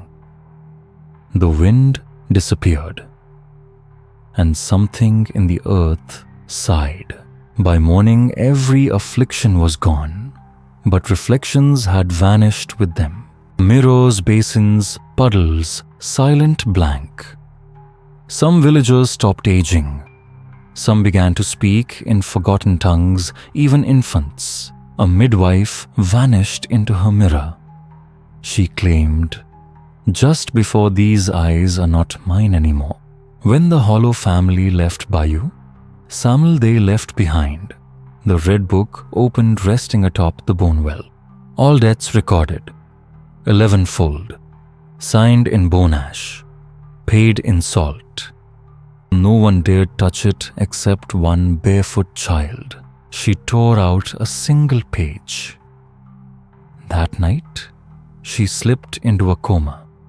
When she awoke, she could say anyone's name before they spoke it. She died of old age at 12. Her gravestone read simply, "Enon." But the book did not sleep. It resurfaced in the hands of a Union Seminary archivist, Ezra Dole. He claimed he found it sealed in wax beneath a forgotten altar in the catacombs of St. Edmund's Parish, a church due for demolition. The eel hide cover was cracked, its ink faded to iron brown, but the names inside still moved when no one was looking, grouped always in 13s. Ezra was a man of logic. At first, he called it a superstition fossil, but the deeper he read, the less he slept. He began hearing his name whispered at dawn just before the bells. His reflections stopped matching him, and then he found a hidden 13th section stitched into the spine. It was blank until he touched it. From Ezra's final letter to his sister, the 13th binding is not written. It is remembered. It holds names God never spoke. I woke with my left hand curled in prayer and my right holding a tongue not my own. Sister, burn the book if you find it. But I don't think it can be burned. After the church was demolished, a cavern of bones was discovered beneath it, spiraled. Each skull faced downward. No plague was ever recorded at St. Edmund's. Ezra Dole vanished. His apartment stood empty, except for a fishhook on the windowsill, driven through a torn page of the ledger. On it were 13 words. You can be saved, but only if you are remembered wrong. In the weeks that followed, a pale veiled woman in mourning, black began to appear in Philadelphia. Never from the front, always drifting against the crowd. Never touched. A child claimed she walked through a carriage wheel. Newspapers named her the Ledger Widow.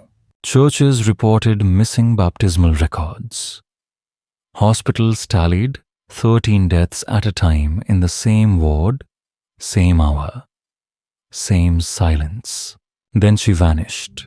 The night she disappeared, the city bells rang 13 times at midnight, and in 13 homes across Philadelphia, every name in every family Bible had been erased. Only red ink remained, 2 years later, the book returned. But not in Philadelphia. Not in New Orleans. In the lowland ruins of Virginia Spring of 1861. This time it was not carried by a scholar or a priest, but by a grieving midwife named Branwyn Tiller. She had lost all 4 children to fever. She walked barefoot from the swamp, clutching a satchel made of wet wool, murmuring reversed psalms. My children do not rest. Their names were never written right. Inside the satchel, the red book again. Now bound in black leather, its pages soaked in salt water. The Civil War raged across the South. But St. Cordelia's, the church Branwyn entered, was untouched.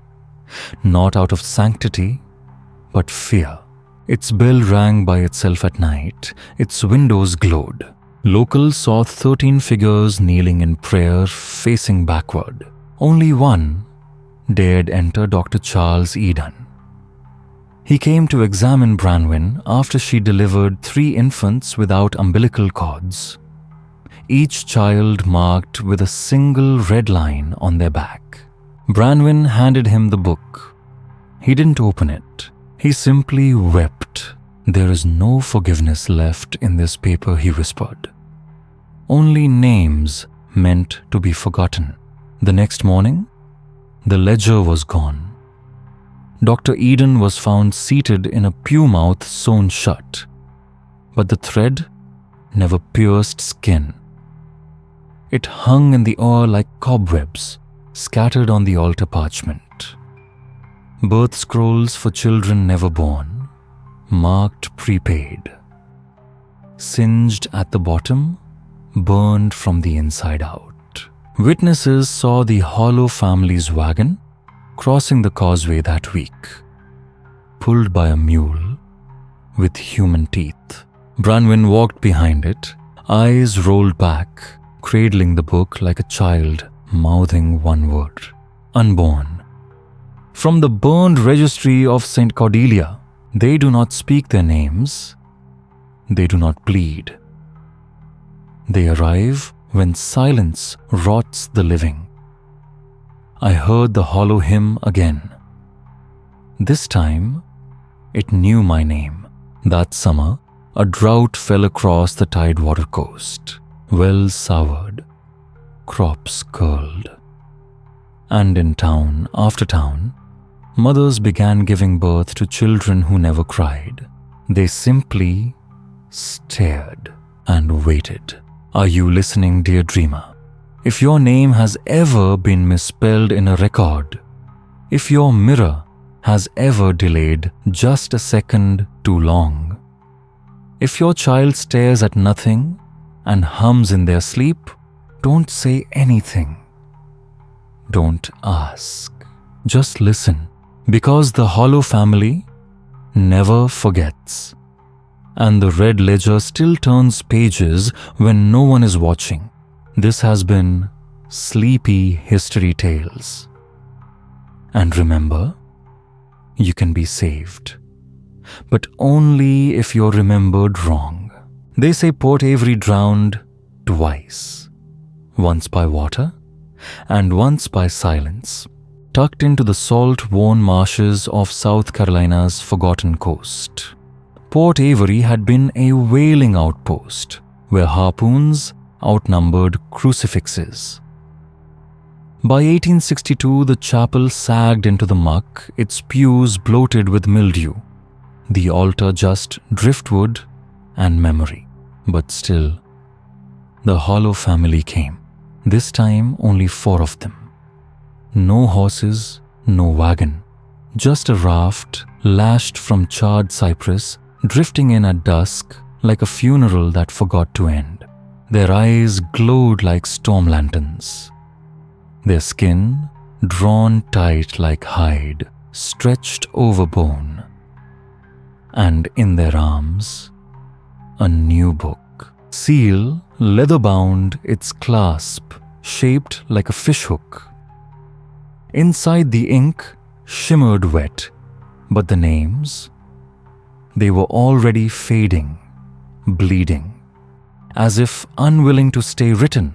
Locals, half-starved and salt-bitten from blockade and famine, mistook them for missionaries.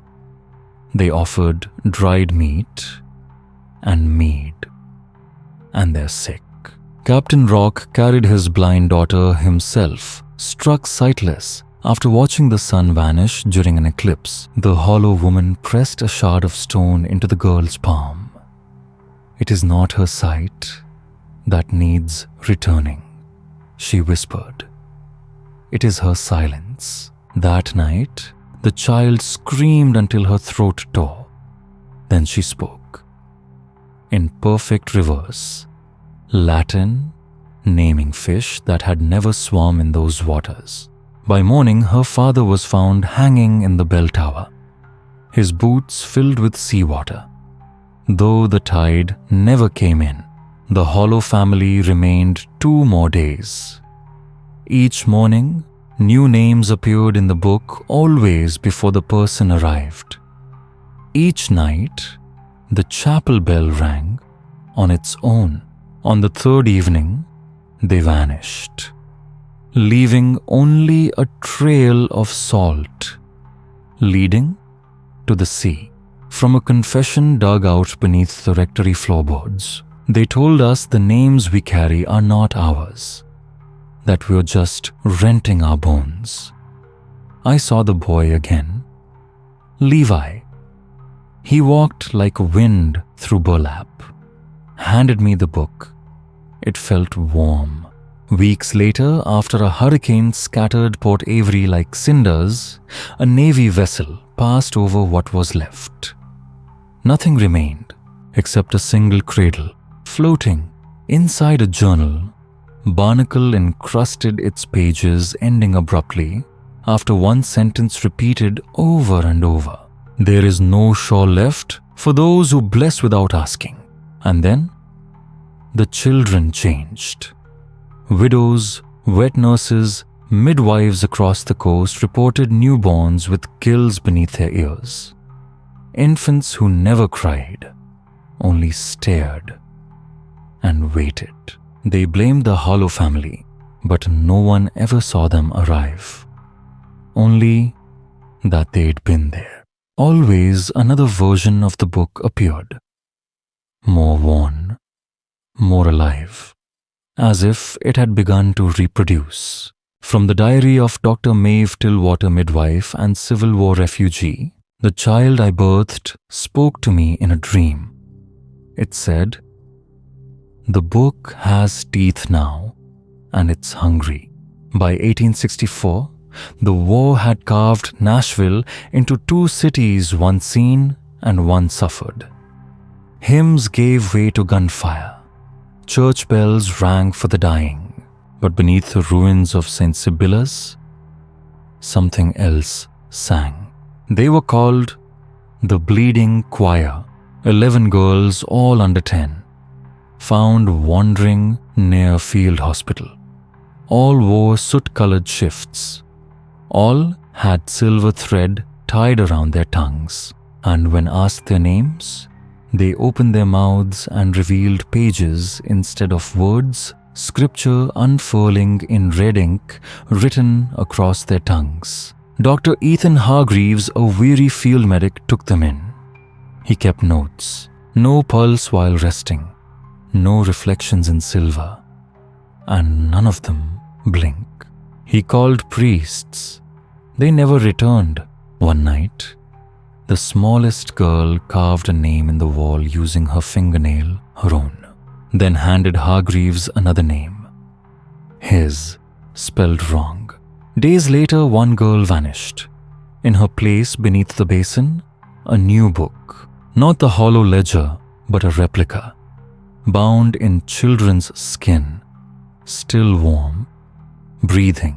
Its title burned into the spine, Psalm of the Nameless. When Hargreaves opened it, the names rearranged themselves.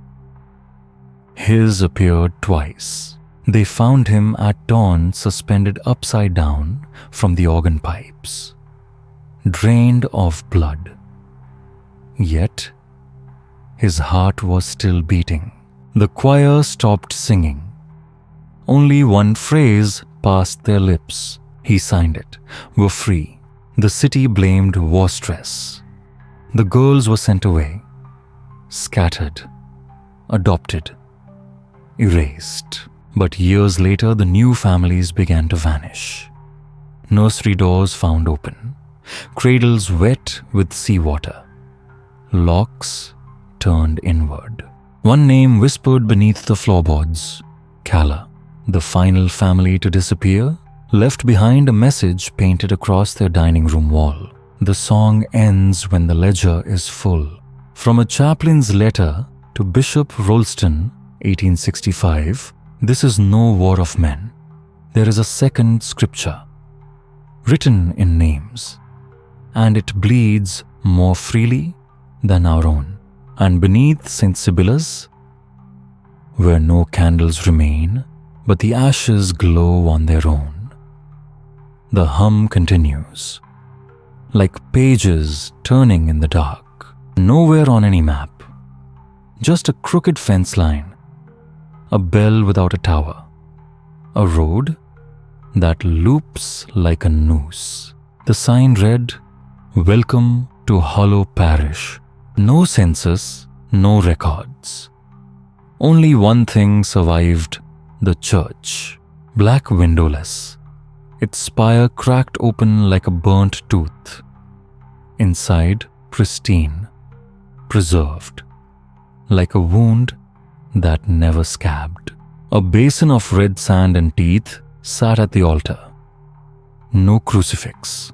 The people gathered nightly, not to pray, to record. Names scratched into barn walls, pressed into salted bread, soot marked on the backs of children from the final entries of Josiah Wren, traveling gravedigger. They came in shifts, white-eyed children, women that smelled of river rot, all with one name stitched into their cuffs, Hollow. He witnessed a birth beneath the pulpit. The child did not cry. It aged in reverse, folded into itself, vanished, left behind only a name whispered into the air. "We don't bury the dead here," a hollow woman said. "We undo them." Wren tried to leave. The road bent back. The sun set 3 times. Always the bell behind him, never ahead. On the 7th day, he tore pages from his own journal, ate them, screaming into the woods. He was found days later by Union scouts, barefoot, clutching a twig shaped like a crucifix, repeating one phrase. They don't bless you, they record you, and then you fade. Soft music fades to silence. If you've made it this far, dear listener, thank you for staying with me in the dark. I wonder, what would your name sound like if written in ink that never dries? Would the ledger accept it? Would you feel it warm in your hands? Sleep well, and remember, they only come when silence rots the living. The town of Hollow Parish may be gone, but the story was never buried, only rewritten. The grass no longer grows straight where it once stood. The soil smells faintly of ink, and buried 3 feet below beneath the silence and the rot lies a ledger, its pages still damp, inscribed with the names of 32 people who were never born. It was the winter of black snow, a season of frostbite and split knuckles in the pine camps near Ashland, Wisconsin. Entire logging teams fell silent in their tracks. Men turned blue by noon. Burlap gloves soaked whiskey prayers unanswered. The frost didn't bite, it devoured. And when the storm lifted, it left behind 6 children, barefoot, hair matted with something that looked like ink. Each child stood at the tree line holding a single water-stained sheet of paper. Names. Always names. The loggers called them ledgerlings, said they came from the trees.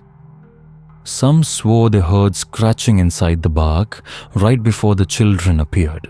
When the foreman, Caleb Trott, snatched the page from one boy's hand, the child crumpled like a puppet with its strings cut. He didn't die. He unraveled. His skin turned to pulp. His bones dissolved into snow. And on the torn paper, the names of Caleb's entire family. All 4 dead by the week's end in 4 separate places. Letter recovered from Caleb Trott to Father L. Ferris. These aren't orphans, Father. They're invitations. And once your name is read aloud by one, something starts. A loosening. Like memory fraying. Like your bones don't quite belong to you anymore. More ledgerlings came. 2, then 12. Some aged backward. Some wore shawls stitched from crow feathers. All carried names. All arrived before the accidents began. The loggers stopped working after dark. They burned their ledgers, carved false names into their boots. Salt didn't work. Prayers didn't work. Agnes Mill, the camp cook, once caught a ledgerling in her pantry. She fed it stew. It didn't speak. It didn't blink. It simply reached into its mouth and pulled out a slip of paper, Agnes's name. And a single word. Soon, she was gone by morning. All that remained was a stew pot still boiling and a burned Bible, every verse blacked out except one, Psalm 139:16. In thy book were all my members written, which in continuance were fashioned when as yet there were none of them. By spring the camps were abandoned, and the forest began to grow wrong.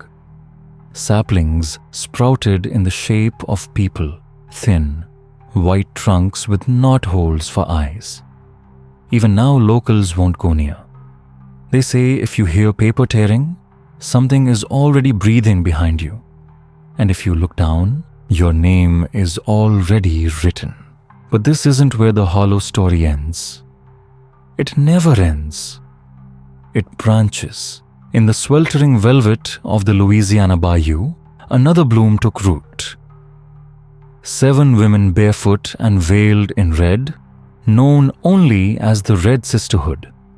They lived in houses perched on cypress stilts. They sang lullabies to the dead, and they whispered to shadows as if pulling secrets from a wound. Locals say they cured fevers, exorcised haints, and drew smoke, real smoke, from a man's chest like unspoken grief. And it worked. Just like the Hollow family before them, it always worked. Too well.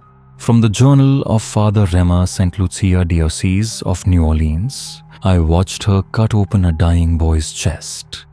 No blood, only salt. She scattered it into the water and whispered, "Let him float backward into the book." By summer's end, 26 had been blessed. All died within weeks. Each one followed the same pattern. A rising heat from the spine. 2 days of silence. A final breath before sunrise. And a red wax seal found beneath their tongue, inside it, a name written in mirror script. Later scholars traced those names. Each one matched the Hollow ledger. But the entries weren't in the Hollow family's hand. A new page had appeared. Written in red ink, "These are our daughters not by blood, but by remembrance." Where we could not walk, they walk for us. The sisterhood vanished after the next flood. Their homes dissolved into mud. But red wax dolls kept appearing on church steps, each pinned with one word: returned. Some say the sisters were ghosts, women the Hollow family failed to save. Others believe they were something new, not a cult, not a family, but a consequence, because once a name enters the ledger, it learns how to write back. One final tale. Her name was Clara Ara Hollow. No one saw her arrive. The asylum gates never opened.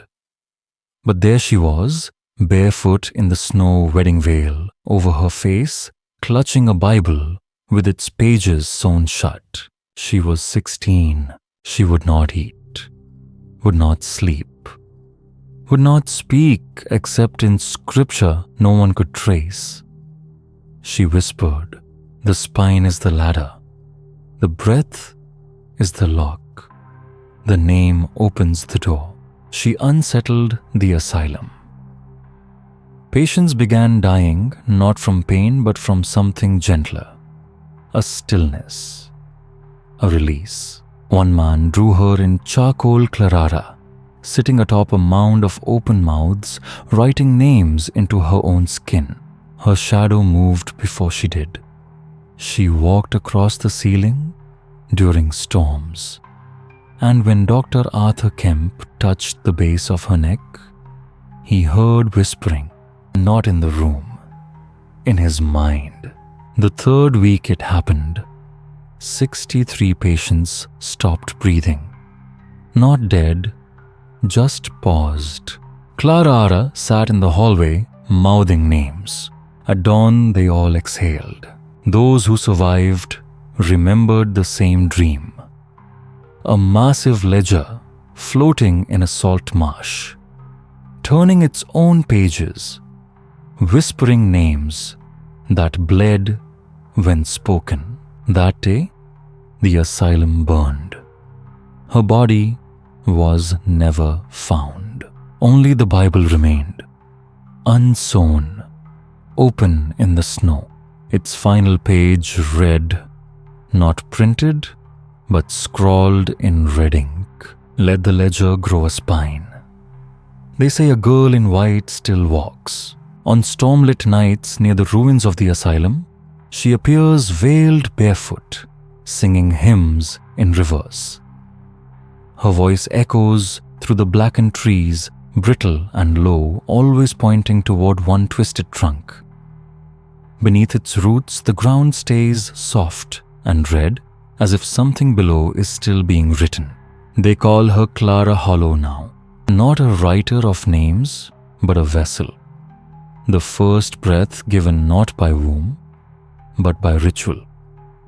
Proof the Hollow family no longer needed to travel. Their book had learned to walk. In the spring following the Missouri deaths, they arrived in southern Illinois. A single wagon, pale blue silk draped like a wedding veil behind a funeral. Symbols stitched in white salt glimmered faintly under moonlight. Locals in Murfreesboro watched from behind closed doors. It was the middle daughter, Ada Hollow, who stepped down, first veiled fingers bound in leather, moving like a woman underwater. Her brother Jonah followed, carrying a wooden chest that never left his grasp. Sister Kala was gone. They didn't speak, they didn't knock. They pitched their tent beside an abandoned chapel overgrown with kudzu.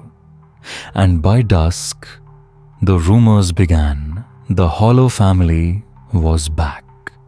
And they were still taking names. But this time, the price had changed. A diary entry. 1876, Sarah Whittam. They told me to bring my son and his breath in a jar. I thought it a riddle, but they gave me the jar. He exhaled once. It fogged. She sealed it with wax and ash. He hasn't coughed since. But now, the horses won't go near him, and he won't eat anything that casts a shadow. Others came. Some traded the last photograph of a dead wife. A childless couple buried a robin's egg beneath the hollow tent. 3 months later, they claimed they found a baby inside the chapel, wide-eyed, damp, as if just born. No umbilical cord, no cry. Each time a name was offered, Jonah would open the chest and write. No one ever saw a page. By midsummer, the miracles cracked. Cattle miscarried in clusters. Well, water turned tasteless and still. Storms avoided the valley. For 12 straight days the sky was grey. Birds circled but never landed. Then one morning, Edda Hollow was found standing in the town square, her veil soaked in blood. Her hands blistered, and beside her the chest cracked open. Inside were only braids of human hair twisted into shapes that matched the town's layout. A recovered sermon from Father Daniel Rose, who vanished days later. They are not witches. Witches curse. The hollows, they remember. They collect what we forget. They wear grief as silk. Their book is not for healing. It is for keeping. And I fear we are already inside it. The townspeople drove them out with torches and blades, chased them into the swamps. No bodies were found, but beneath their empty tent, drawn in salt, 187 names. Soft music shifts slower, minor key sound of wind through reeds. By the spring of 1878, whispers began infecting Tennessee's copper valleys. They spoke of a hill that never froze even in January, of a family that moved like crows in the fog. Locals called it Hollow Hill, but no such name was ever written on any deed. Horses refused to climb it. Roads turned away. Yet still they came, in 2s and 3s, wounded soldiers, women with invisible children, mothers cradling blankets that held no weight. They brought names etched into Bibles, lockets filled with blood and belief. The hollows had returned, but now they lived in a house with no door, a white clapboard structure with no chimney, no windows, no roof, only ribs of timber reaching into the sky like broken bones. The wind passed through it, but the light did not. At its edge stood Sister Kala, her hair now waist-length white as milk. Behind her, 4 silk-clad children scratched symbols into the soil with their nails.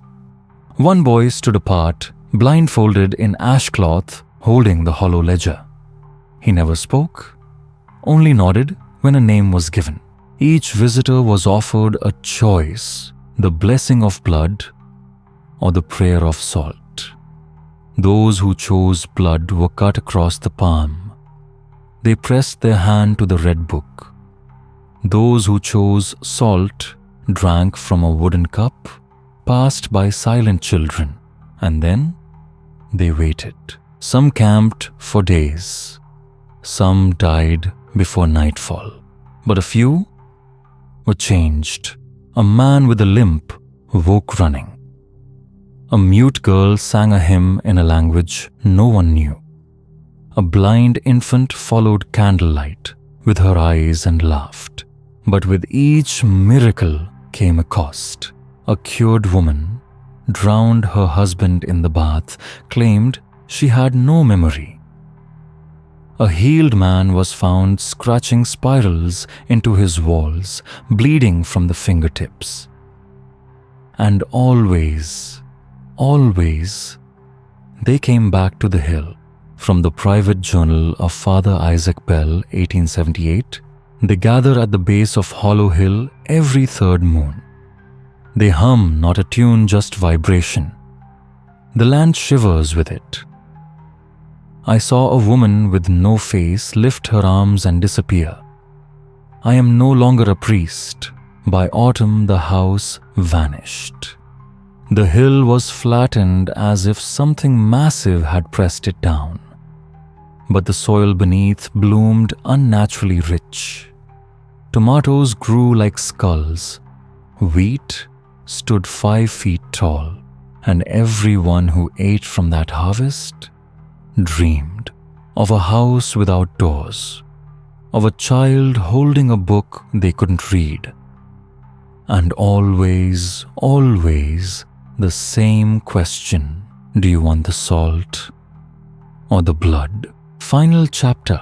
In 1881, the Hollow family's red book resurfaced again, this time beneath a corpse's ribcage. A traveling undertaker named Orrin Hask was called to examine a body in the woods near Mount Georgia. No ID, no cause of death, no wounds.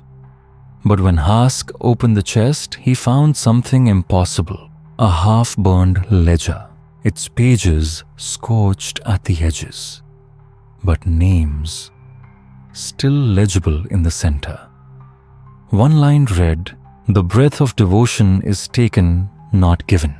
Beneath it, 42 names, none older than 25. When Hask touched the page, he gasped. His chest tightened. He collapsed. But before he lost consciousness, he whispered that he'd heard a child speaking Latin. Hask didn't know Latin. The sheriff ordered the body sent to Atlanta. But the wagon never arrived. 3 days later, the driver was found nailed upright to a sycamore tree. A horseshoe driven through his face, and in his boot, a single torn note. They are inside us now. Thanks for staying with me, wanderers. If you're still listening, if you're still here, maybe the Hollow family isn't as far away as we'd like to think. Maybe you've already heard your name spoken.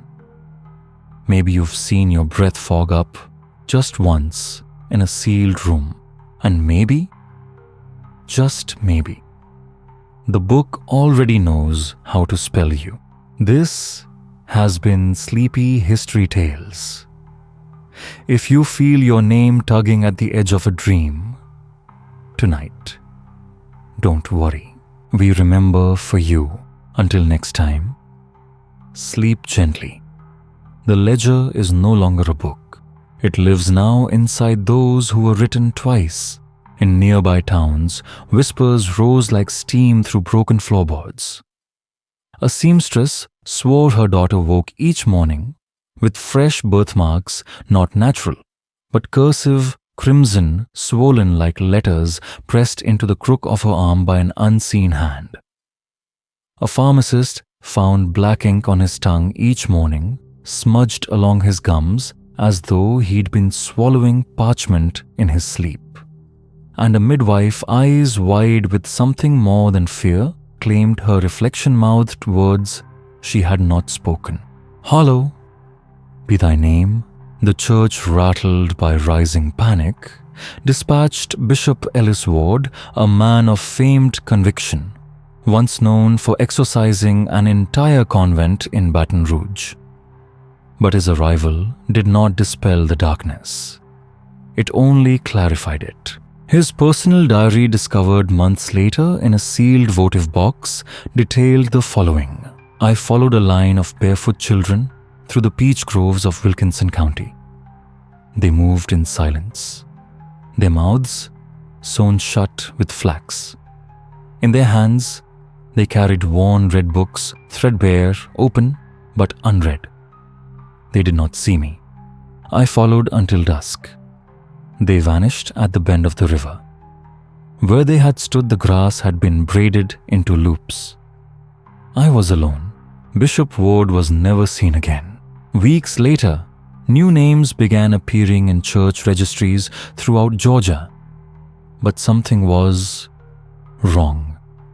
Baptismal records listed children born to mothers long dead. Confirmation rites were logged for girls who had never entered the chapel but whose names, upon review, matched entries in the hollow ledger. Names from 1812. The Red Book had fractured. It was no longer contained. It had become something else, a contagion passed not by ink, but by remembrance. A story written beneath the skin of those who believed and those who had merely heard. By the winter of 1884, a phrase began to slip into hushed sermons and late-night whispers. The ledger remembers those who try to forget. By the summer of 1885, even the mountain hollows of eastern Tennessee weren't safe. In a gully known as Shepherd's Throat, travelers claimed to glimpse a house that cast no shadow. They said it wasn't built from timber or stone, but from prayer. Layered chants in forgotten tongues had given it shape. No walls, no doors, no smoke from a chimney. And yet, inside, something breathed. Locals said the Hollow family had returned. No wagons, no footprints, but they had returned. A boy named Jonah Creel vanished near that gully.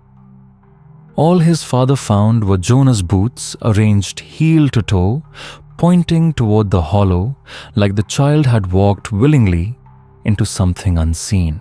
3 days later, a nearby preacher received a folded scrap of paper. No envelope. Written in a child's shaky hand. "Don't worry.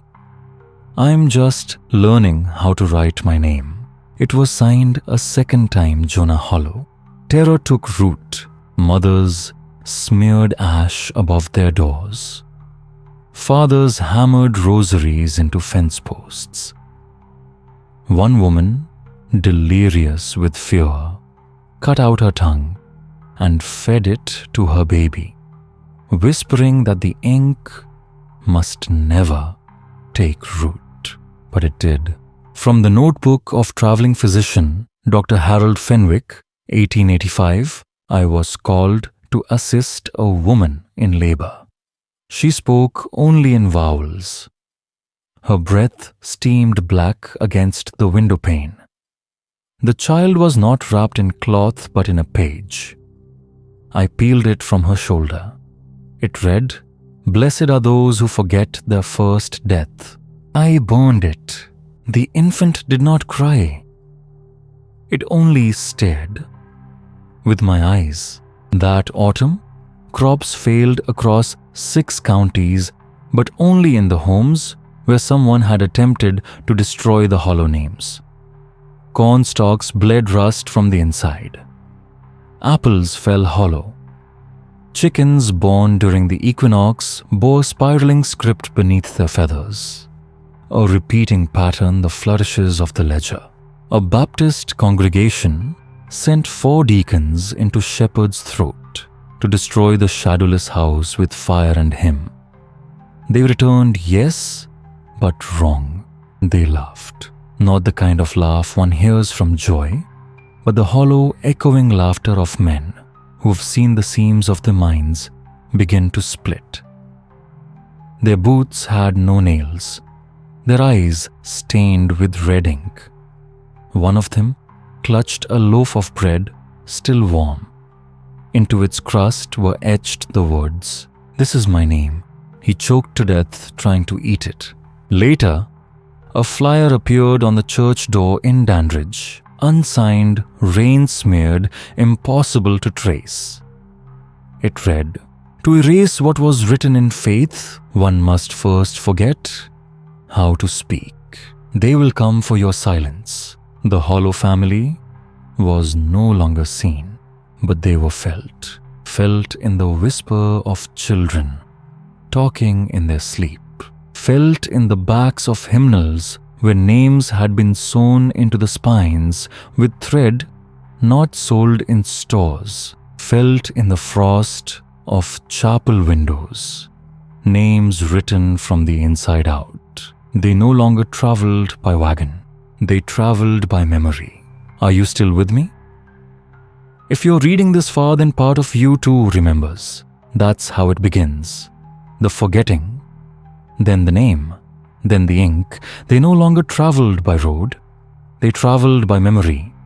And the hollow house with no walls, no roof, no shadow, still breathed. But now it did so, from beneath the soil. By the year 1888, deep in the limestone hills of northern Kentucky, a sound began tolling at midnight. A bell. No one had placed it there. No one had heard it arrive. It stood alone at the edge of an abandoned orchard near Willowware, a cast iron thing with no tower, no inscription, no anchor. Its rope was braided from human hair and river reeds. Every night as the moon crested its highest point, the bell tolled. Once, then twice, then silence. The townspeople called it the morning bell, but it didn't herald grief. It was a warning, because each time it rang, a child vanished, sometimes from locked rooms, sometimes from their parents' very arms, always in silence. And each time on their pillows, a name appeared, not stitched into fabric, but into flesh, red thread, still warm. The town marshal ordered the bell destroyed. They brought axes, torches, even dynamite. But no tool struck true. The iron rang hollow when hit. The hair refused to burn.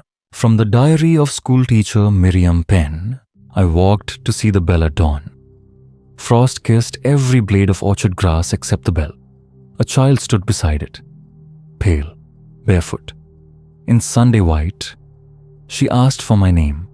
When I refused, she opened her mouth, and a stream of names poured out, buzzing, writhing like bees. I ran, but I still hear them. Rumors grew. The bell had not risen from the ground.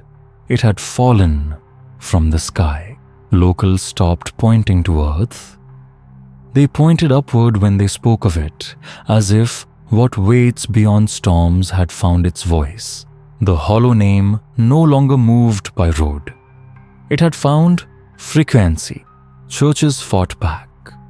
They rang their bells all day, sang psalms through clenched teeth, held mass by the hour, but still at midnight, the morning bell tolled. And then came the 30th name, written not in ink, not in ash, but in absence. From the recovered sermon of Father Giles Monra, 1888, we are not fighting men. We are fighting a grammar of grief, a family who writes in lives and eroses in silence. The bell is a mouth, and every child it takes is a syllable. When the 31st toll never came, the town did not celebrate. They wept, not from relief, from anticipation, because something had changed. The bell no longer needed to ring. That winter, Willowware was buried in 14 feet of snow. No storm warning, no clouds, no wind, just silence. 3 months later, rescue teams arrived.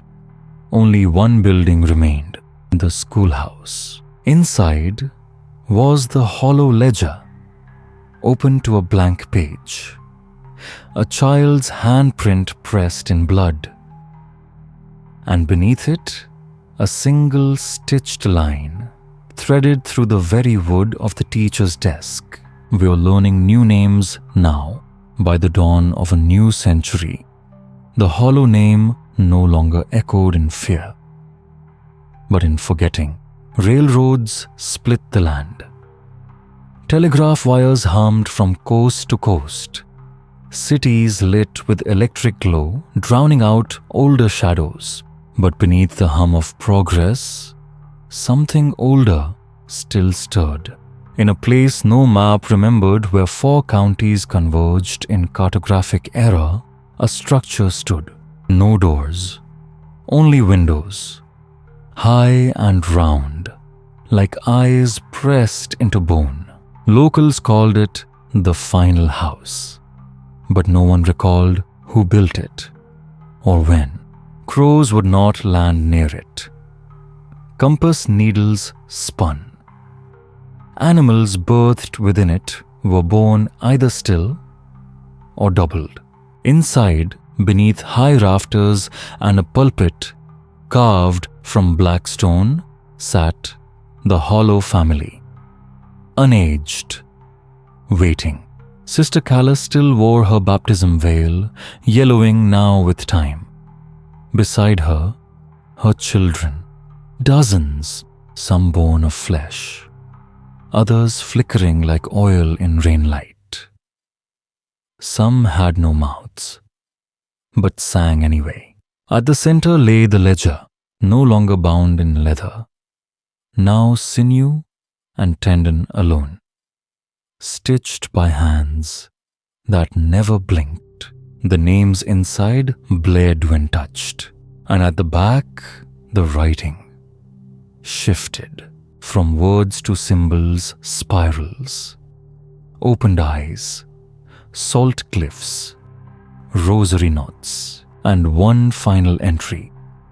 Not written, etched. 1901, the final baptism. From the recovered field report of Federal Agent Samuel C. Drew. They weren't hiding. They were waiting. The family didn't age because the work was never finished. Every name bought time. Every blessing bought silence. But the debt always grows. They are not charlatans. They are archivists of suffering. I burned the book, but the ash still whispers. That night, the final house rang like a struck bell. The sound carried across 3 states. Windows cracked in Boston. Horses collapsed in Indiana. An infant born in St. Paul spoke Latin in reverse and named her own god. No one saw the house again. By dawn, it was gone. No rubble, no scorch, only the imprint of foundations in frost and the smell of myrrh and marrow. The Hollow family was never seen again. But every year since, on January 11th at 11:11 p.m., someone dies. No illness, no trauma, only silence. And always their names match an entry in a book that should not exist. Final journal entry. Anonymous, 1901. Found on hotel stationery, never mailed. I thought I was cured. I thought she healed me. But now I see I am a comma in a sentence that never ends. I am ink. And my children, they are footnotes. They never took money. Only names.